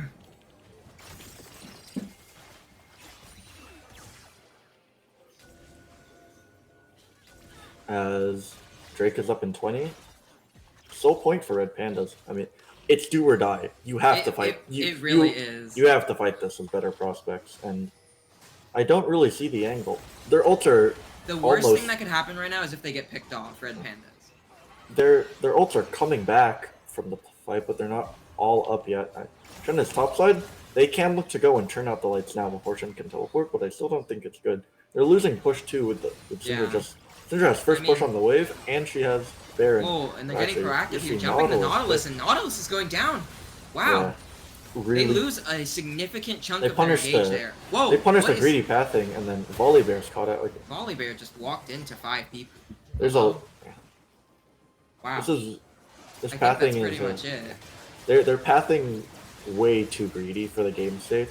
Hmm. You can't ever walk like that when you're behind. You have to take the safe way every time.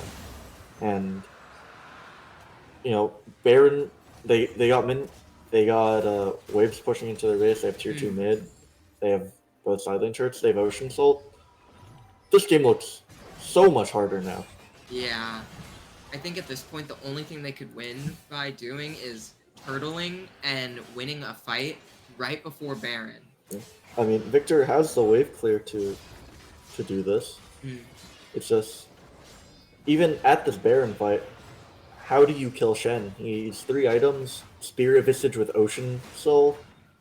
Yeah, I don't know, and I don't know if this is was it the call to go Nashers when fighting the Shen who is building Spirit Visage?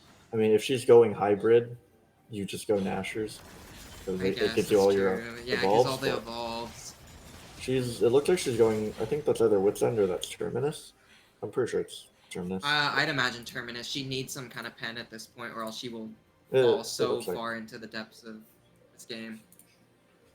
yeah, but I mean, their best chance at a fight is when this Nocturne completes his item. I think that's Voltaic. It's not Voltaic, actually. No, that's, what's it called? That's Axiomark. Oh, Once we get Axiomark and Terminus is when I think better prospects should fight. I don't think they can, but their best shot is that at a Baron and potentially a Baron threat. That's their way back into the game, as they have to deal with 3-item Pantheon, 3-item Shen, 3-item Syndra. yeah. I will say it's so interesting that this. Oh wow, he didn't get any of that wave there. That Volibear. That's unfortunate. But it's kind of weird that the Nocturne opted to go such a bursty build when he went Conqueror. I don't know what other rune he would go, but like the last time we saw Nocturne show up, they were running Conqueror, but they went the Bruiser build that we saw. So to go this, it's almost like going Blue Cane and building Red. It's like kind of weird. I don't know. Considering how squishy he is, he doesn't have the sustain to even proc Conqueror in a fight like that.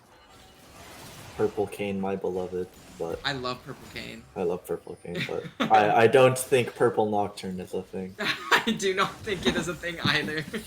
That sounds kind of awful. But I mean, if he can get on the Jinx, yeah, the if build he is could get fine, on the but Jinx and not get oh, Actually- and then we see a flash engage here with the Pantheon immediately really, taking down Victor. really good catch. Really good catch on Yeah, Victor. and they only burned what 1, 2 ults for that. It was Shen only gonna be going in on an engage here. it was Syndra ult and Pantheon flash, but I mean with Victor dead, you lose a lot of your zone Yeah. control for this. I mean, he's one of the only ones who has the shred, like you were saying, to take down the Shen. I mean, Kaisa maybe, she now has Terminus, but this is going to be that Baron. They needed to look for that fight right there and group together. But now Baron is going into the hands of Red Panda unless something gets stolen here. Yeah, I mean Yeah, and I mean, I think that's pretty much game. this might be all she wrote, but Yeah. the only way I saw it back for them was a Nocturne Hail Mary, but he can't even get a ward to ult them on. So Yeah, as long as Red Pandas doesn't make any mistakes, I think this game should be over I before think it Elder would take spawns. more than a mistake for them to lose this game at this point. I mean, everyone is scaled pretty damn hard. Jinx actually opting for a rapid fire cannon. Oh, See, not I don't like worse. that in this game, but I it is think an when item. you're you this can go. ahead, it's definitely it's a choice. When you're into team range teams with this short range, like I said earlier, Yeah. where you can auto them, I think Runons just gets too much value, especially because they Nocturne, Nautilus, Volibear, they're gonna clump on you, so you're gonna get more Yeah. value from it. But I mean, it's not bad, right? It lets you Yeah. get the auto attack, so you can get the assist, get the takedown for your passive. Yeah. But I would have preferred to see. Seeing a fight break out in the exact same spot it did last time. Oh, Jinx they- all alone though. They try and jump her, The fear goes and off. she's gonna be going down. Could Red Pandas throw it right here? But we So one see for- them trade the Nautilus here, but they do still have Baron. Yeah. If they 5-man mid, the TP's coming in from It's Syndra. a 1-for-1, but I take that any day of the week if I'm better prospect. Enemy Oh, 80 I carry, 100% do. enemy 80 carry with a shutdown plus support who is worth maybe like 200 gold. Yeah. Hey, I take it. There's no complaints there for blue side at all. Like, I mean, they gotta start doing things like that. That was very And well done. oh They were able my to separate god, them. that scatter does so much damage to the Nocturne. Nocturne's just getting poked out under his own turret. And Shen's just gonna Wow, hit can this guy even do anything to the Shen? He has double empowered cannon. Oh, walking off.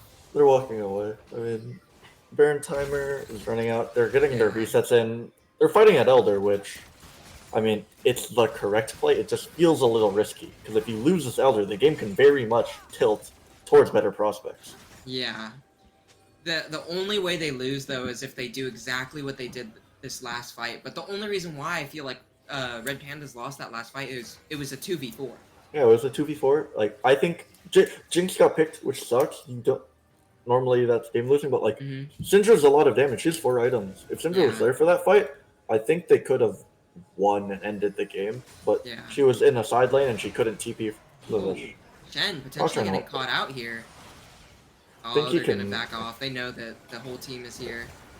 And Oh, stun and the actually scatter lands on volley connects. bear. Oh, No! just barely catches the volley bear. And he We jumps see on the Jinx. another Can they engage onto defend the it? Jinx. Kaisa Kaisa fall away. dives into the back. Oh, and the Zanya's by so much time. Oh my god. Kaisa unable to finish off the kill there, and Jinx just goes Oh. ham. That's gonna be Elder Dragon, and that will. Oh, I don't even never think they're mind. going for They're Elder. not They're even just going going to straight for Elder. the They're end. just going for the end. It's just Victor alone to defend 4. He has 30 seconds. I mean, Yeah, I think he's they got can about. end. I mean, Shen still has flash too, so they can just. Oh hop god, up. he walked up too close. Okay, so well, it doesn't matter now. More CC has arrived. Oh man, Oh. an unfortunate fight there, but I saw the vision, but that was just so unlucky that the volley bear actually ended up getting tagged by It the was very just barely end of that max scatter. max range scatter. Yeah. Overall, pretty solid game from Red Pandas.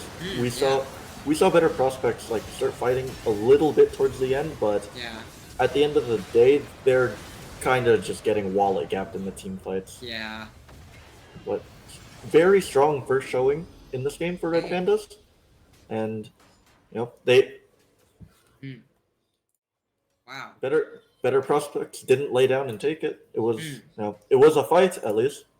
Yeah, I definitely liked the way that I don't know, just from the start when we were calling a lot of the things, a lot of the shots from the start when we saw, the AP volley bear or the rune selection or, the way that they were playing just from, the first 5 minutes that it was not looking the best, at least at top lane. That Shen had free reign over this volley bear. I think that was a really good pick. I don't know how volley bear performs, at least with his AD build, if that's even good against Shen. To me, I thought it would have done okay, but he got actually dog walked. I was surprised there. Yeah, And then, he's losing trades to Shen with Mhm. with Doran's. He has Doran's shield.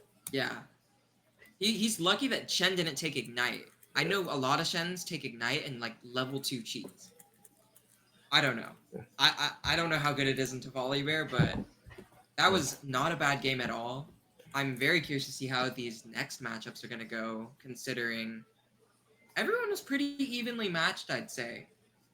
It was Yeah. just a matter of the picks that kind of threw things for a loop. Yeah. But yeah. It looked like it looked like Red Pandas were just a better team. They looked more Yeah. put together. Yeah. It looked like they knew what they wanted to do the whole Mhm. game. They had the driver's seat most of this game. Yeah. They never 100%. they got it. They never let it go. Yeah. Any other final thoughts before we move on?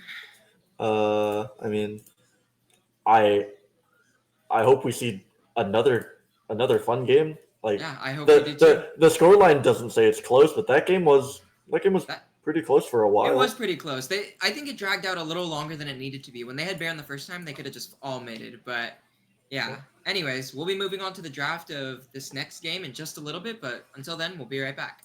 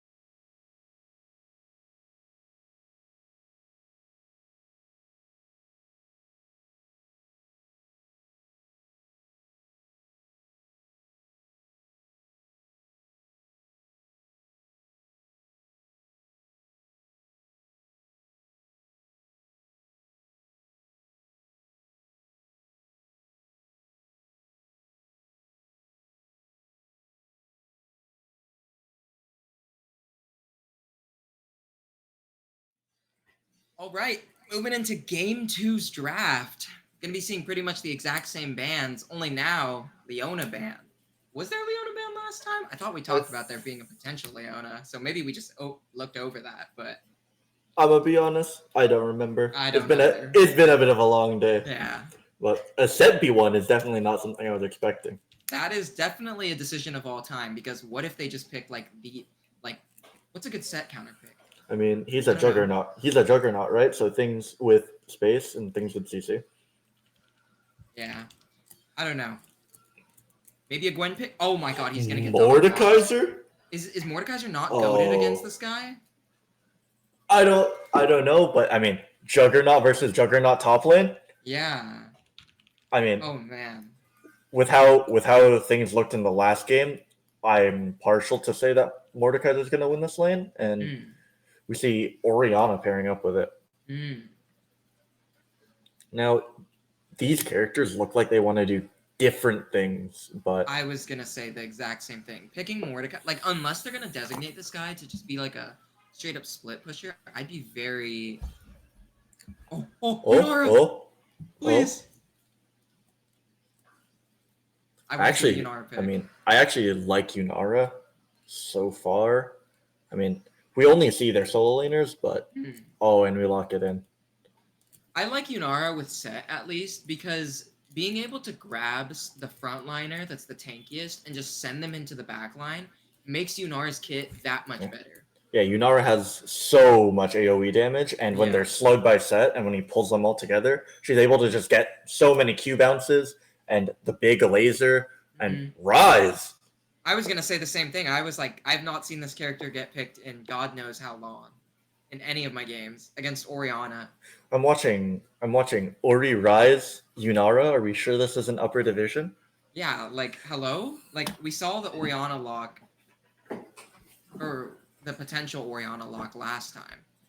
But now it's actually coming to fruition. What else are they gonna pick for this team? I would like to see. Okay. I'm seeing a comp. I would still like an AD jungler for Red Pandas because of double AP solo lane, but I agree. We'll see what they're cooking, and immediately for fourth picks for Red Panda, my head immediately goes Rakan. We saw it in upper division, and they came out at the same time. They're in each other's splashes. People should know you want to pick Zai and Rakan together. Also, it's just good because like Rise is a mobile and Yunara, unless she ults, is a mobile. So Rakan's they banned Rakan, and they banned it. Yeah, and the Poppy ban was interesting. Poppy ban was to cover to cover for Rakan. Oh, I see. And then Kane. One of the players plays a lot of Kane. Yeah. So I mean, I guess it's a reasonable ban. With this draft, I don't know what they would pick on for support. It has to be something. For which side, blue or red? Red Pandas? For Red Pandas, I don't know what support they would go. It would probably be an engage support. Yeah, I think engage is. I could also see Braum. Ooh, I don't know. I think they're. Because the thing they're missing right now is a ball carrier. Like there's. And there he is. There's the ball carrier. We saw this exact same thing happen last time, and it went terribly for them. So we'll see how this goes now. Maybe the team comps, they're different. I don't know. I don't know. I personally, I cannot stand playing against Zhao. This character is so strong. He's so strong right now. He's dodged the patch notes for a while. Yeah, I would not be surprised if they lock Nocturne again, though. Just to dodge that. It's fearless. Oh, I see. Lisa, is this upper division? Are we expecting the wrong game? We're actually on the Chinese I'm so excited. Right now. We have a Rise and Lee Sin. I'm so excited. Oh, better prospect. They speak zero English with this draft. This is so awesome. Oh my God, they're actually insane. Wow. The Lee Sin I pick is bold. I'm not gonna lie. Okay, I like Tom the Tom Kench. Kench pick. I like this Tom Kench. I love It it. solves the issue of immobile carries. Yeah, But there, of course, there's an asterisk next to Yunara because she has a dash. She just has to ult for it. yeah. But yeah, I and mean, I actually, realistically though, a lot of these fights they're gonna end up taking one when everyone's ults are up. But Lulu with Zaya. I mean, strong bot lane. Mhm. I think if Zaya doesn't get ahead, her game's gonna get really hard. Yeah, I Because think that they shouldn't look to really. Do you think they should fight in this laning phase? I don't think they should. I I like fighting when I have a range support versus a melee support Hmm. because you can just auto them. But I mean, Yeah. Tom Kench doesn't care. But Yeah. I think they have to get a little bit of a lead, or else Yunara will hit 2 items and she'll click at Zaya, and there's not a lot you can do. Like she'll just force Yeah. her ult. Yeah, that's true. And I Right. I just think I mean this rise pick is really good here because No, it 100% my is. thought I like process it. is there's very little range for red pandas. Hmm.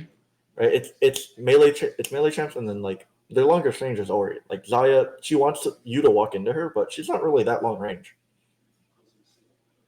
Yeah, I'm curious to see if there will ever be a point where they counter the Oriana Shockwave with set ult. Because if they put the ball on Xin Zhao, there's no way to stop them from the set just grabbing him and throwing him back and only hitting him. But he's unstoppable in ult, is he not? Yes, Yeah, so it wouldn't do anything. I'm curious to see if they'll have the proactivity to do that. But I want to see an insect. I want to dude. see an insect so I bad. want to see it in sec. Oh, Unfortunately, they have like the most anti-insect team ever because one of them could go into the death realm, one of them could Isaiah ult, one of them could knock them away with the we got it on Ori. We got it on Ori or Lulu. yeah, like I don't know, like I need to see an insect though. This guy locked Lee Sin in the top end part of a Yeah, tournament. Like please. facing elimination. This No, guy's like, yeah. pick me, Lee Sin. Oh, I love this play. I love this. This is so good. I'm so hyped that I'm I seeing am like so excited. such a high skill cap character get picked in this. All right, This is and so fun. well, before we get into this, Hmm. we're gonna go into a quick break before Okay. after a word from our sponsors. Yeah, and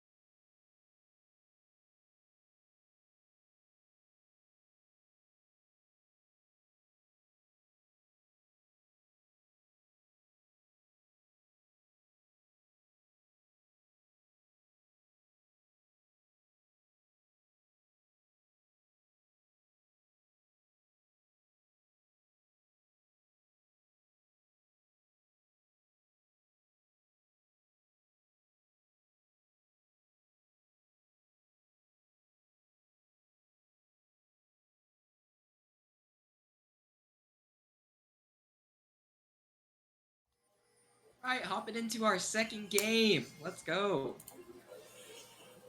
I'm already so excited. Oh, I need to see an insect. I need to see a 5-man ball. Like, I need to see everything here. Like, 30 oh, seconds until please. minions spawn. I'm begging. I need to see a huge set slam. Maybe a pentakill here and there. yeah, I mean, aside from the Lee Sin that we've been talking about, hmm I want to see how this Yunara TK lane goes. I definitely like it a lot. I mean, he can save if if this Tom Kench is really good, he could save Minions have spawned. Yunara from a bulk of the damage and pop her out with a barrier-sized shield with Yeah. ult. Oh, and And that he 100% changes things. he has grasp and ignite in this lane instead of Guardian. Oh wow! So Wait, that's gonna that's be interesting. Giga aggro against Yeah. double ranged. How are you gonna? I don't like it against double ranged, but Yeah. we'll see how they make it work. Hmm. I think a big part of this lane is that like if a Q hits and Yunara if a tongue lash hits and Yunara has her Q up, I think it's gonna be a really big trade for them. Hmm. As they're just standing there. Well, a little stalemate at the top lane, real quick. It would have been better if they were dancing. That'd be the top lane experience. And we're gonna see both junglers starting topside and Yeah. pathing down to the bot lane. Already big trades coming out at the bot lane. TK and Nara taking a little bit more damage than Zaya and Lulu here. Popping pot really early on Yunara, actually. Yeah, I was gonna say that's a lot. Unless they plan to skirmish right here and they Oh. level 2, Oh, and Nara the misses. oh the And that W. might. Oh, Oh, oh, with the flash and they get it. That's first Nice. blood. she actually might be able to Uh, keep going, but It's a little risky though. Oh, Zaya risky, manages to yeah. get E back. oh, it looked bad because the Yunara W got slowed by the minions. but- Yeah, it looked a little bit bad there, but it made it through, and that was good. It forced the flash. Whoa! Oh, What Zaya happened? flash? Whoa. I don't know if she can keep going. She's gonna be tanking minions. There's barrier up. Okay. Oh my god. Cheese Girl 118 gonna be staying. It's Oh, we're gonna already back though. That's so unlucky. it's already a fiesta. No, yeah, that was crazy. I wonder why Tom Kench went back. He literally had like 50 health leaving that fight. Maybe he thought he could hit a W. Like if he hits the W, they can kill her. But Hmm. I'm guessing he just whiffed. Yeah, And- probably. I think that fight loses Lee Sin this crab unless Zaya's back. He can maybe fight it with mid cryo. 100% could fight it with mid cryo here. It just depends on if they choose to do that because now Lulu is really walked up getting vision here. Yeah. Looks like Lee Sin's gonna get first touch on the crab, but Rise is cut off from the rest of his team. He has to push the crab down. Okay. Wow. Really fast crab take there. Rise might be caught here. He has the phase rush proc and he has the scuttle movement speed. Okay, Lee Sin in the fight though. Oriana not gonna be able to do much here. She doesn't have much utility, and there goes Lulu, and along with it goes Good the ward Z's hop. out. They might be able to force Oh, Ori and flash the here. Q connects. Oh, it follows the Lee Sin- flash. Oh wow, Lee Sin almost died there because it followed the flash. It did that little glitch thing. No, we got to see the power of the TK there. That tongue lash hits, and there's no running from this Yeah. team, right? You can get instantly rooted after from the rune prison, and then Lee Sin pretty much hits a guaranteed Q on you. It's hard to run once the TK hits you with the tongue lash, and overall, just a really clean bot side fight for better prospects. Now, Yunara wasn't a part of those, which isn't ideal, but she gets a wave, and your Lee Sin gets a kill. Yeah. But the worst is we see a fight in the top lane, Okay. and the true damage, the sweet spot misses on the W. Mord can look to keep fighting this, but he's gonna opt to back off and preserve some HP. Set actually taking that fight with using the TP before that fight, and taking this fight with items up. So might actually be able to kill the Set running Mord. flash, and this is actually terrible for Set if we're being for real, because Mordekaiser's just about to back, and He can back in TP, yeah. oh, he can back here. He can back in TP. He'll miss like. Well, he'll- yeah, he'll I miss, was just like, saying for but- Set might just Yeah. lose out here. Missing a TP. Lulu might Lulu, a actually little take a up. big chunk here. Lulu's going to die. Poly is Oh, big. never mind. Nice dodge Nice on the dodge. difficult dodge. Huge dodge. And the emote comes And- out, and they're actually getting really good trades here. Yeah, lethal Templar stack for both sides, but Zaya just able to edge out one more auto attack against Yunara. Yeah.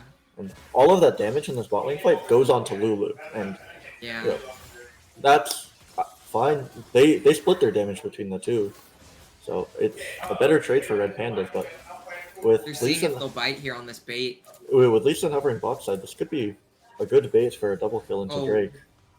I Zinzao just is hope this matching Lulu it. does not go.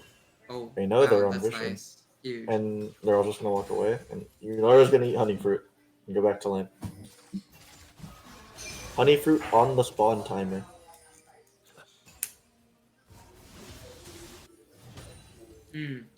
Very evenly matched as we see right now. Nothing really going one way. At least in terms of the lanes. There's a slight gold lead, mostly from that early skirmish, but Yeah. aside from that, nothing too big. Like they're equalizing this kill lead by this massive CS lead in the top lane. Or not massive, it's like 17 minions, but still that's a lot in a matchup like this. Set Mordekaiser is going to be a volatile matchup because they're both bruisers, or they're both juggernauts. So just like this gold lead, which is probably somewhere in like 200 to 300 in these minions, is going to mean a lot without any jungle intervention on either side. And I see a giant belt on TK. I think he's building. I think he's building Heartsteel. Oh wow! Wait, this would be crazy if he goes Heartsteel. I don't know if I would have a lot more impact in his fights later on. I don't know if I like that.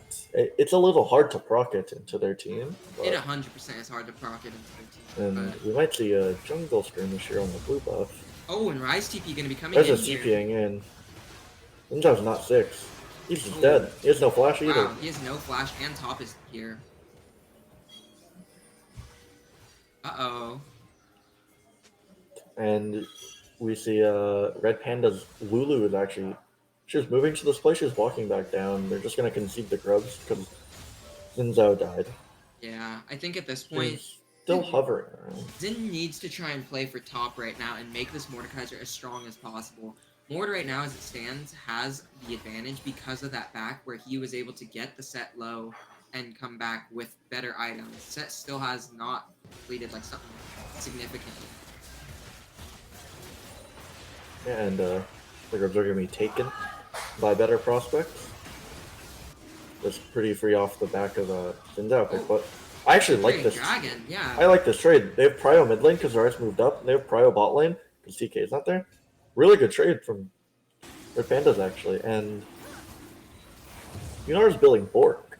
The only issue is if Oriana gets caught out, but they disconnected. I was wondering why they DC'd. DC'd. Yeah. That's unlucky. And we should, as soon as this fight is over, which I don't think they kill TK here, we should be seeing a pause for reconnect. There it is. Oh man, that's really unfortunate. And you really can't go back there. Unlucky timer there, especially. I mean, it goes to Rise, and that is not good for you. Yeah, Rise, honestly, it's one of those characters where, if he ends up building ROA or any of these scaling items, you want to get them as early as possible because he just scales so. Would you say he's like one of the hardest scaling AP characters in the game? I think it's. Yeah. Out of like these majors, he discovered was, we're back into game. We're gonna get the post spectator pause. It's nothing. It just happens with the Riot Clan sometimes, and we're back. I don't see the reconnect bar, but I'm assuming because they unpause that Oriana should be back. Yeah, she's clicking to mid lane. But we're seeing Bork on Yunara, which earlier in upper division we actually saw Kraken. Yeah. And that's the build we're seeing more often just because of the interaction it has with her Q. Yeah. So you can proc it multiple times because each Q bounce procs it. But I'm interested to see how this Bork build goes and if it is any if there's a reason for it in this game. As a few stutters, but we should be back to real time now. Yeah. This Mordekaiser is completely zoning the set off. Like He's up 40 CS. Yeah, he's literally doubling it. It's kind of crazy. So that's going to be able to catch some of this because the wave is pushing. But Yeah. still, Look at that. it's a big lead 1,600 gold lead. from That's just minions. No plates, no KP on either side. yeah. I don't think Zek can fight this. Oh, we tried Actually, to yes, insect him it's into good. tower. Wait, what the? Hold on. Well, 3-spot dodge is nice. But he has complete Oh. minion aggro. Wow, and that is now this is a 2 grand gold lead with plates. This is insane. Oh, not even. It's not just the plate. It's not just the kill. He misses that whole wave by going for the fight. Yeah. Oh, and That was Morta's definitely a choice. Morta's gonna back. He might have full. He might have a full Rylai's here. He does. Oh my! He actually cannot This is play going in top lane. This is gonna be a miserable top lane experience. We need to This see Lee Sin might be influence this lane, Yeah. or Mord might run away with the game. Yeah, this is going to be a very interesting game. But at the same time, this Lee Sin build almost seems like he isn't going to go top. To me, it doesn't make the most sense to go with Eclipse and then start fighting top lane. I don't know. I mean, the base damage on it is good, but It's good, yeah. You're going to see Rise already has his ROA and a half-stack tier. if he doesn't go top lane, he needs to influence the other side of the map because Yeah. Mordekaiser's so unbelievably strong right now. As we could potentially see a fight in the bot lane. Oh, 4 people at bot lane The at pressing least from guard each comes out. side. And Lee And Lee Sin Sin is nearly goes CC for down so long. instantly. 2-man shockwave, but it's not on people that really matter that much. They need to focus out this DPS, and Lee Sin goes down. Make Yunara the second, and they're gonna find a third with Tom Kench here. And none of them go down. They've equalized this game. That is so good, especially with their top pressure now. Oh! Oh! He canceled his auto attack, and Rise is gonna go down as well. Wait. Wait. No! What is going on?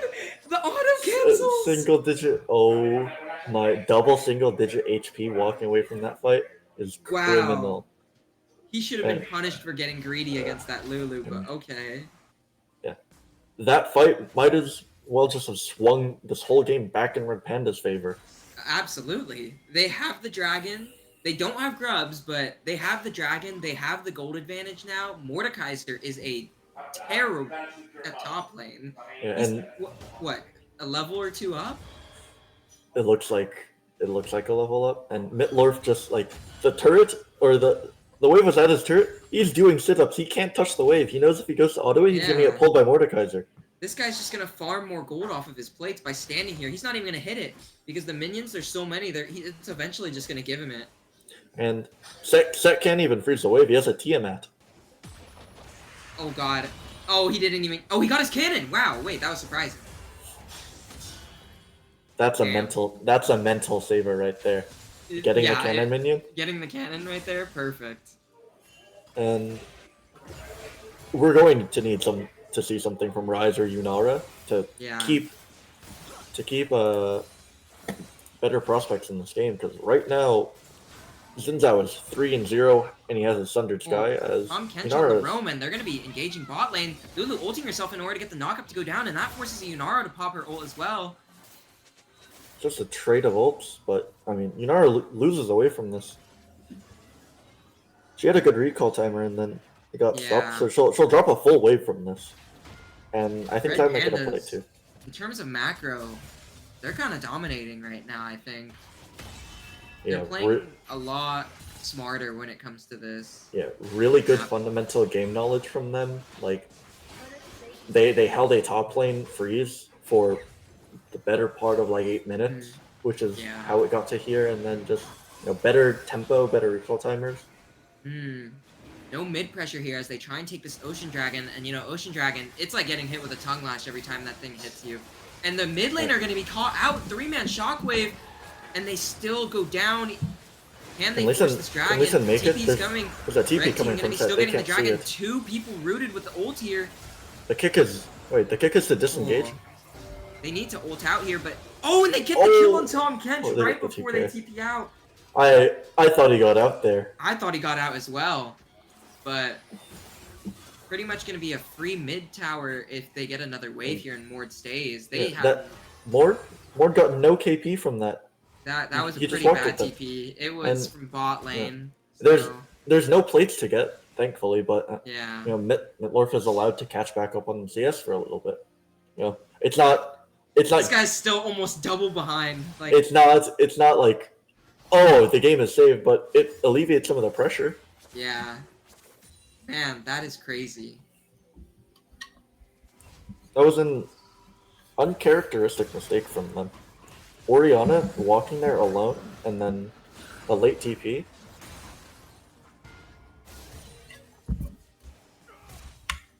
I Red mean, Pandas have had good macro this game, yeah, they at least got the dragon there despite losing Orion and and a TP. and it is indeed Heartsteel on the Tomcat. But the other thing I would like to point attention to is Lulu's completed her Ardent Sensor, and that is really, really big for these skirmishes. Yeah. It's a really strong in the Zinzao and the Zaya. So Yeah. I mean, hell, it's even, like, okay on Oriana, because doesn't she have auto-attack damage built in or something? yeah, and we Yeah. actually see a fight in the Yunara going too far forward, getting chain Speaking of becoming CC. out here, they might be able to just pick the set off if they really wanted to. Oh, they're just going to go for the Tom Kench, and that in itself could be... Herald? Is Herald up? Herald is up. They could just take that if they really wanted to. But they're going to go for set.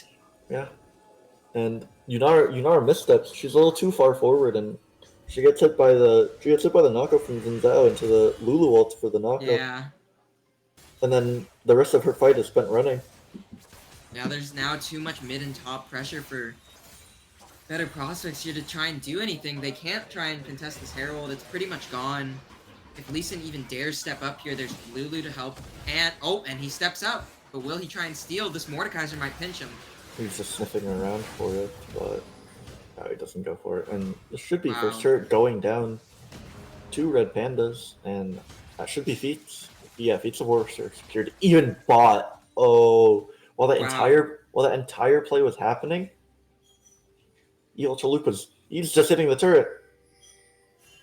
Oh man, this is definitely a little bit rough for better prospects here. I don't know what they're gonna do as their win con against this Mordekaiser. If he just starts split pushing or taking fights, like important people out of the fight, it's doomed. I don't know. They need to deal with Mordekaiser somehow. But if he just plays safe, I don't know what they're gonna do. Honestly. It's hard to look for plays on the sideline on this Mordekaiser too, because he can just take someone into the realm and fight on Lee Sin. The kick is forced out. Might just ward hop out. Yeah. It's just a traded kick, and he walks out. And Oh man. top Finishing off lane. the set here. Rylai's going to be keeping him close, but the ISO Q misses, so he's not going to be able to get the passive off earlier. I think he just gets the kill here. Oh, Flash is popped. Definitely in an interesting direction. He had enough. And Flash is popped by Mordekaiser. Max Flash, can he get the turret before he dies? And he does. That's Okay. 300 gold. I mean, It's he better realizes than what he died for. it's better than dying and not getting anything, but Yeah, still, I mean- that is a rough death there.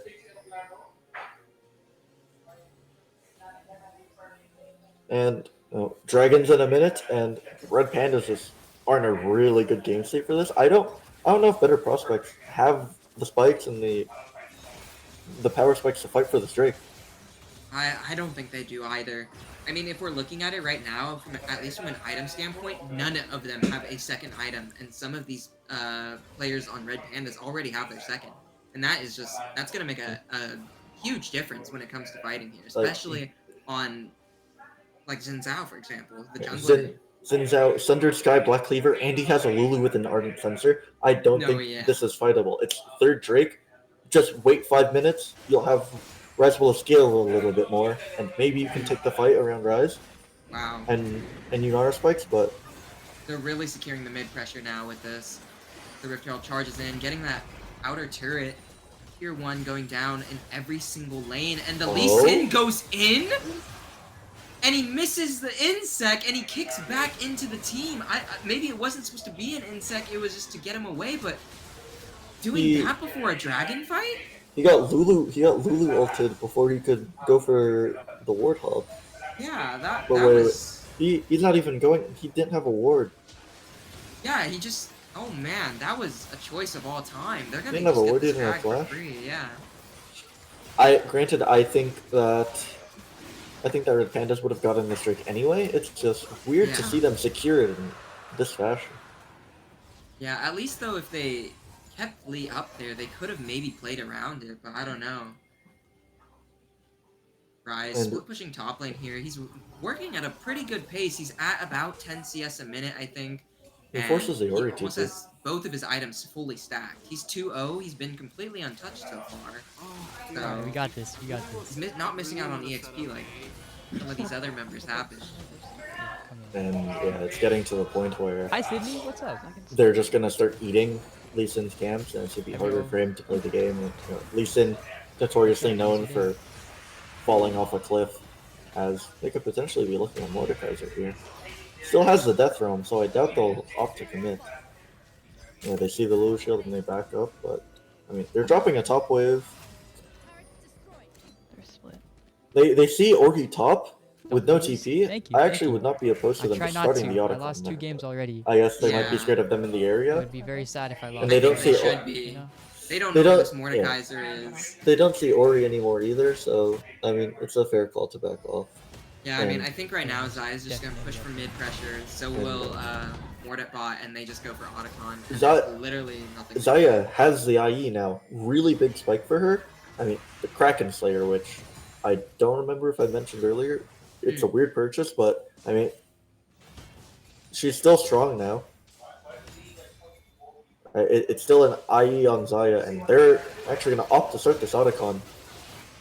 They see set top, but I don't know if they have his TP timer, as they know they're on it. I think Set has TP, but I don't know if it'll really make a difference. The Set does not have much on him.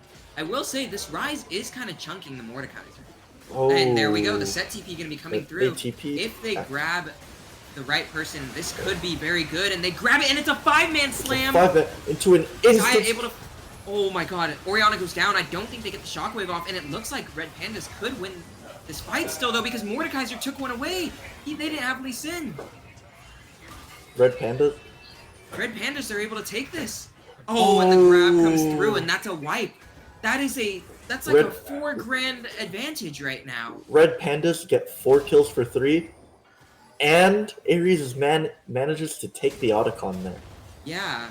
Oh, Oh, and man. it's- And it's it's an the ace. Oh god.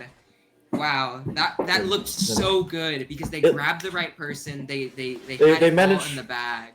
They managed to kill Orianna like instantly with the set ult Yeah. into E into W, but after that, their damage just isn't enough. The Mordekaiser is Mhm. too strong. They can't deal with these bruisers in the top side, and they just bleed. They just bleed out in that fight, and they slowly get picked apart. As I say that, they might actually be able to look at Mordekaiser here, but he should be fine. Yeah, and honestly, I think that might be all she wrote. This game looks like it's not really, Yeah, really. I don't know. I really tough don't spot. know how they can fight this Mordekaiser. This character, once he gets going, it's kind of over unless you have someone who's like getting just as strong and is perfect for like skirmishing, like Gwen, for example. I have no clue what character in this game would be able to 1v1 a Mordekaiser at this state of the game. Well, you can Lee Sin kick him away and then pray, but I mean, Yeah, there's I mean, I guess. maybe Rise in one item, but I think Rise I think has it's a sketchy. chance. I think if anyone, it would be Rise. I think Yeah, he has some good. Like, I don't know if you saw in the last fight there, he was chunking him. The reason why they backed off Otacon initially is because he was just EQing the hell out of the Otacon, and it was tanking him down to like half health. But you know, half health won't be enough when Mordekaiser slaps 1Q on him and he loses 600 HP. Yeah. So- And then like even in these fights where like if they look winning, Mordekaiser can just take Rise and that's a lot of their damage gone. And Yeah. Rise isn't at the point yet where he would beat Mordekaiser. I think he can Mhm. beat Mordekaiser eventually, but he's only at 2 items and a Seeker's Armor Guard. Yeah. I mean, he is even items with Mordekaiser, but like Mordekaiser just gets gold by pressing you, by Yeah. pressing ult on you, and you can't kite him out in there. But we see the rune on spike onto Yunara here, and maybe it makes a difference in the soul fight, but like if you're better Oh. prospects, you have to fight this. As we see in in-game a fight. Uh-oh. And Mordekaiser's actually gonna take him He to actually the death realm Zanya's here. in time. He stalls out the shield. He dodges. He flashes the ISO Q. This could be Oh, wait, Mordekaiser's gonna lose here. He has to flash over the wall after really getting well played ulted. there. Starts the dragon. That's a little bit It's of an a interesting big choice, set but- ult. Oh my god! The Haymaker absolutely obliterates two members of Red Pandas, and that's going to be a one fight and a dragon for better prospects. That actually turned the game back for them, and we're back to a 1k gold lead, only for Red Pandas. It's 4 kills and a Drake. And nobody dies. They can get bot turret, they can get mid turret. That's a big gold swing. Really nice job from Rise living in that death realm for so long. It lets Set buy time to find the big showstopper and find those 3 people. Wow. Really well played. That Haymaker was perfect. He got them like stuck in that one confined spot, and it was just, oh my god, they got put in the meat grinder. That was insane. Holy. You know, I will say we haven't seen any productivity from an Orianna ult. I think they need to start using it to start fights here at this point. Yeah, I haven't seen a Xin Zhao engage into an Ori ult yet. Yeah, it hasn't been. It's been like 5-10 minutes since the Orianna popped their last ult, and I think they're trying to look for too good of ults. They need to just focus on picking apart one person. Honestly, if they catch Rise or if they catch Yunara, it's a good enough ult. It's a CC that'll let them finish off the kill. Like, they have a lot of follow-up if anyone CC'd. They have Mord pull, they have Lulu Poly, they have Xayah Feathers. They just need to CC someone, anyone. Oh man, and suddenly this game, it's not all she wrote. They're back. They came back. It's possible. Mordekaiser nearly caught out again here. And wow, the Rise is chunking. Takes Lee Sin into the Death Realm. If he's going down, he's going to try and take out one with him. Does have full shield here. Oh, and he misses. Wait, they just left the Lee Sin? Wait. Oh, because they know the Baron is happening. Oh, but the Set is not in the fight. He might beat Set here if he dodges this Haymaker. Oh, it's does close. not dodge it. But they take down Rise. Not good there. Really? They're gonna find Kench here as well. Really good macro play from the Panda's lair. Wow, they just put it back in their favor. It's so back and forth right now. Amazing macro call there. Right, they see Mordekaiser fighting in the bot side of jungle, and they just rip the Baron. They know Lee Sin of all people is in the death realm. There's no threat of a steal. Yeah. Even if Mord dies, there's still no threat of a steal because he's bot side and he's in the death realm. He's getting stalled out. And yeah. Oh man. Now they have Baron and they can siege. Interesting TP. Definitely could have waited here, in my opinion. I think they're just playing to save the turret. I don't know how much it really does, but... I don't think it does much. They could have just saved that for a rotation later, especially if they need to come back for a drag fight in 2 minutes, but... I mean, if they just 5 mid, well, they need to make sure that Rise doesn't wave clear every single wave, but... And this set, he just hit 3 items. He has... Yunara getting caught out here. So might be able to catch down, and the poke hits. He's able to get to her. Oh, okay, and he goes down. That's going to be the 18th kill. Very high kill game so far, and it's pretty even still. Gold is not that unevenly distributed, if we're being real. And top lane actually looks about even now, at least items-wise. And Shockwave finds the Rise. Good devour by TK. He might still be dead here. Yeah, I think that he might. Oh, wait. Oh, just barely not able. Wow. Oh. I think they're out of cooldowns, but I mean... Survived on about 20 HP. That was crazy that they even left it. I mean, I think they were out of gas and didn't want to commit to it more, but they get the turret, so, I mean, it's not for nothing. They still get gold out of this play, and Baron with Soul up in 1 minute. I think Red Pandas are fine just posturing aggressively here, as they might potentially look for a play on Lee Sin. They don't want to overchase into the jungle, but I think they just go for a pinch on Rise right now. I think that'd be the smartest play. He's kind of up, really far. Oh, Lulu's gonna get picked right here. Oh. I I think he definitely should have thought kept that going. I thought Tom Kench was gonna dive over the wall right there, if I'm being real. Yeah. I would have used Lee Sin kick to secure that too. Yeah. And eyes, my eyes for this fight are definitely going to be on these two top lane champions. Both Really? For Mord, me, I'm looking at this Rise for sure. both Mord and Seth have been big for these team fights. Like This is Seth, we true. saw the triple kill in the last Drake fight, and Triple Mord kill has kind and of that been 5-man slam. He's and got the right idea down. Mord's been running rampant in these fights, and they're both Yeah. 3 items. They're both really strong. Hmm. It's Getting I early mean, damage. if Seth can find the big dunk again, Yeah. it could be a one fight, or I mean. Well, I don't know. I don't like that they're starting the dragon already. Even presence Yeah. with this control ward here, Mordekaiser is nowhere to be found because he's They're- walking back from base. They're They pushing might mid just have to waves. go for a steal. They're And this forcing could this fight. snowball to a lot worse. Mord is close enough. He Oh, has God, they're the gonna- Seekers in his inventory. Oh, 4-man slam, and they get the Infernal Dragon. Oh, and he No. gets taken to the death realm before he can get the Haymaker off. That would have been game-changing right there, but unfortunately, I think that's it for Blue Prospects. They secure the dragon, but Rise is stuck in the pit. Lee Sin is the only one to escape, and they survive with every single member alive. Lee Sin, I don't even think he has anything that he could do to stop this, really. He's clearing the wave as best as he can, but he might get picked for staying too long. He gets a wave in time. I actually think that's enough to stop the end.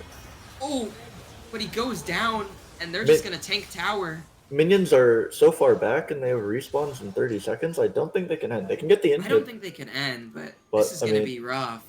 Lee did a good job of clearing the wave there. I think that Yeah. if I'm If Lee they Sin, didn't clear it there, that would have been game ending. if I'm Lee Sin, I'm saying good death in the chat.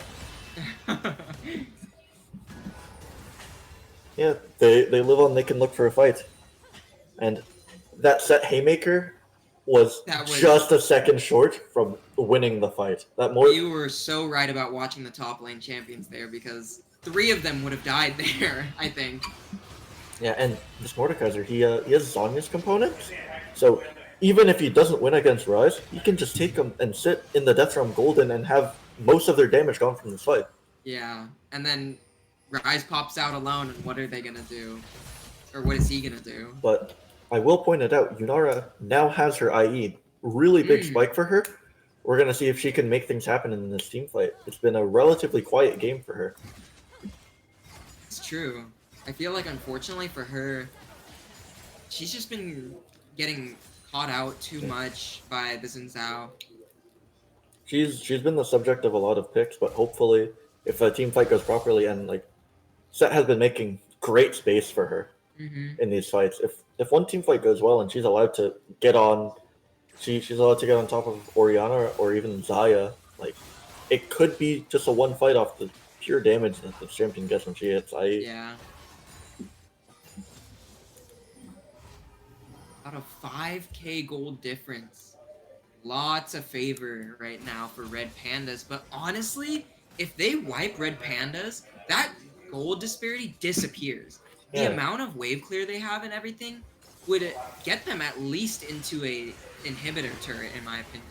And Oh, there's- is that another Yunara pick? It is. Oh. She's getting picked off because she was too close to the Baron, and she's going down. That's Baron, I think. Yeah. Oh man, that's so unfortunate. They're trying to I'm keep not gonna themselves lie. I'm not gonna lie. I'll take blame for that. I caster cursed her. I told her saying it's her time now that she's power spiked. It's her time now that she has IE. That's my bad. Man. That's on me. That's on me. That's so unfortunate. They're gonna be securing the Baron Nashor. I think these fights are hard anyway. It's a 4-item Xin Zhao with Lulu buffs, and Oh, are they just gonna fight here? The Flash yeah, I goes mean out they're here. down a member. They get the Devour. There's a Rise portal coming in. Oh, interesting Rise portal. They could Think go look he's- for Rise here if they really want to. No, it's a bad idea to fight without It's Mord. bad. They're just There's gonna push no in both there's no lanes. Zaya. There's no Mord. They're just gonna use this pressure mid lane to take the top turret, Yeah. and they're gonna move into bot side and then maybe play for the bot tier 2 into the bot tier 3. But with Mord backing off, I don't think they'll go for the tier 3. Yeah.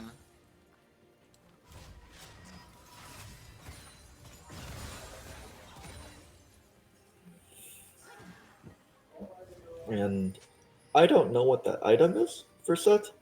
I'm hoping it's not Heartsteel at 34 minutes, I don't think so. That's a but Warmog's 1000% I because mean, he has even the Warlord's Blood Mail, which means you scale with more HP. So I don't think it would make yeah, sense to get Heartsteel this late. I hope it's War Mugs, but I would rather a different item, even with the Yeah, Overlords. But we'll see. And especially Mordekaiser, if Mordekaiser buys his fifth item. He gets a Spirit Visage. He's full build on this Mordekaiser with his tier 3 shoes.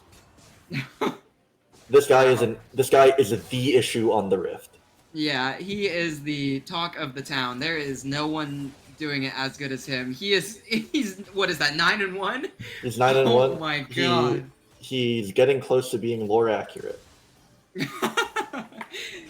There is only one saving grace lore accurate wise in this team, and it is the Rise.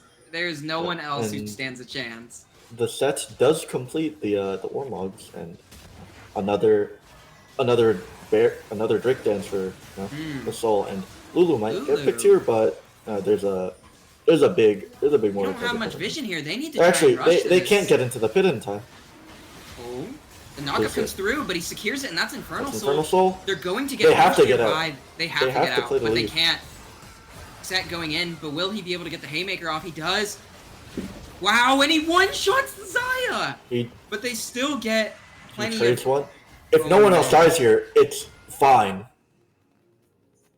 They still can hold their base, but these future fights going to be so much harder with this Infernal Soul. Zhao, can he find the spear? And Whoa, that misses? and Yunara actually she pushed the bot wave. It's pushing their turret right now. They can't even like push for the bot. They're just gonna get this top. They're just gonna get this mid inhib. Wait, but Their top turret's Kench- not in space. Kench goes What? down. No idea what he was doing there. They might be able to wave flare in time. Baron should be running Baron out is- soon. Oh god, this Mordekaiser's taking so much Mordekaiser's damage. just gonna hit the It's turret. just hitting the turret, and the Zaya is just going absolute, or not Zaya, this Lulu is just keeping him up. They cannot kill this guy. It's the final. That's the end. Oh my Wow. god. Wow, Mordekaiser, an absolutely unstoppable force. He didn't even lose health that fight. He's at full health. Yeah. I thought they were going to be able to hold, but with Baron buff still up, that was it. Yeah. And that's going to close out the end of this losers bracket for the lower division. Red Pandas coming out on top. Absolute glory run. They go out in the first game, and they make their way all the way back. Yeah. From losers round 1 all the way to grand finals. Yeah, that's insane. What a run by them. All right. I'm expecting big things for them. Good luck to them tomorrow. Yeah. I hope it's a great game, and tomorrow, even though they're not on our stream, it'll be a best of 5. True. All But- right, and quickly before we close out this stream for the night, wanted to give our final shout out to Gen.G for sponsoring this Summer Splash stream, giving $1,000 in Puma gift cards for the winners of this tournament. Gen.G has been a continual leader in esports excellence, pioneering education, development, innovating technology integrations, making them a global thought leader in fostering new generations of gamers. And beyond their competitive prowess, Gen.G has established the Gen.G Academy and collegiate mentorship programs to further nurture these next generations of talent in this industry. They remain committed to diversity and inclusion in gaming with the Gen.G Foundation and providing scholarships. And if you're looking to develop some of your skills and network with big names in the gaming sphere, be sure to check out Gen.G's Practicum Abroad program, where you could visit Korea and enhance your resume with hands-on esports projects, getting mentored by industry professionals, and get insightful lectures while immersing yourself in Korean culture. For more information, you can visit Gen.G. And we'll see you tomorrow for these games. Thank you. Bye-bye. Bye bye.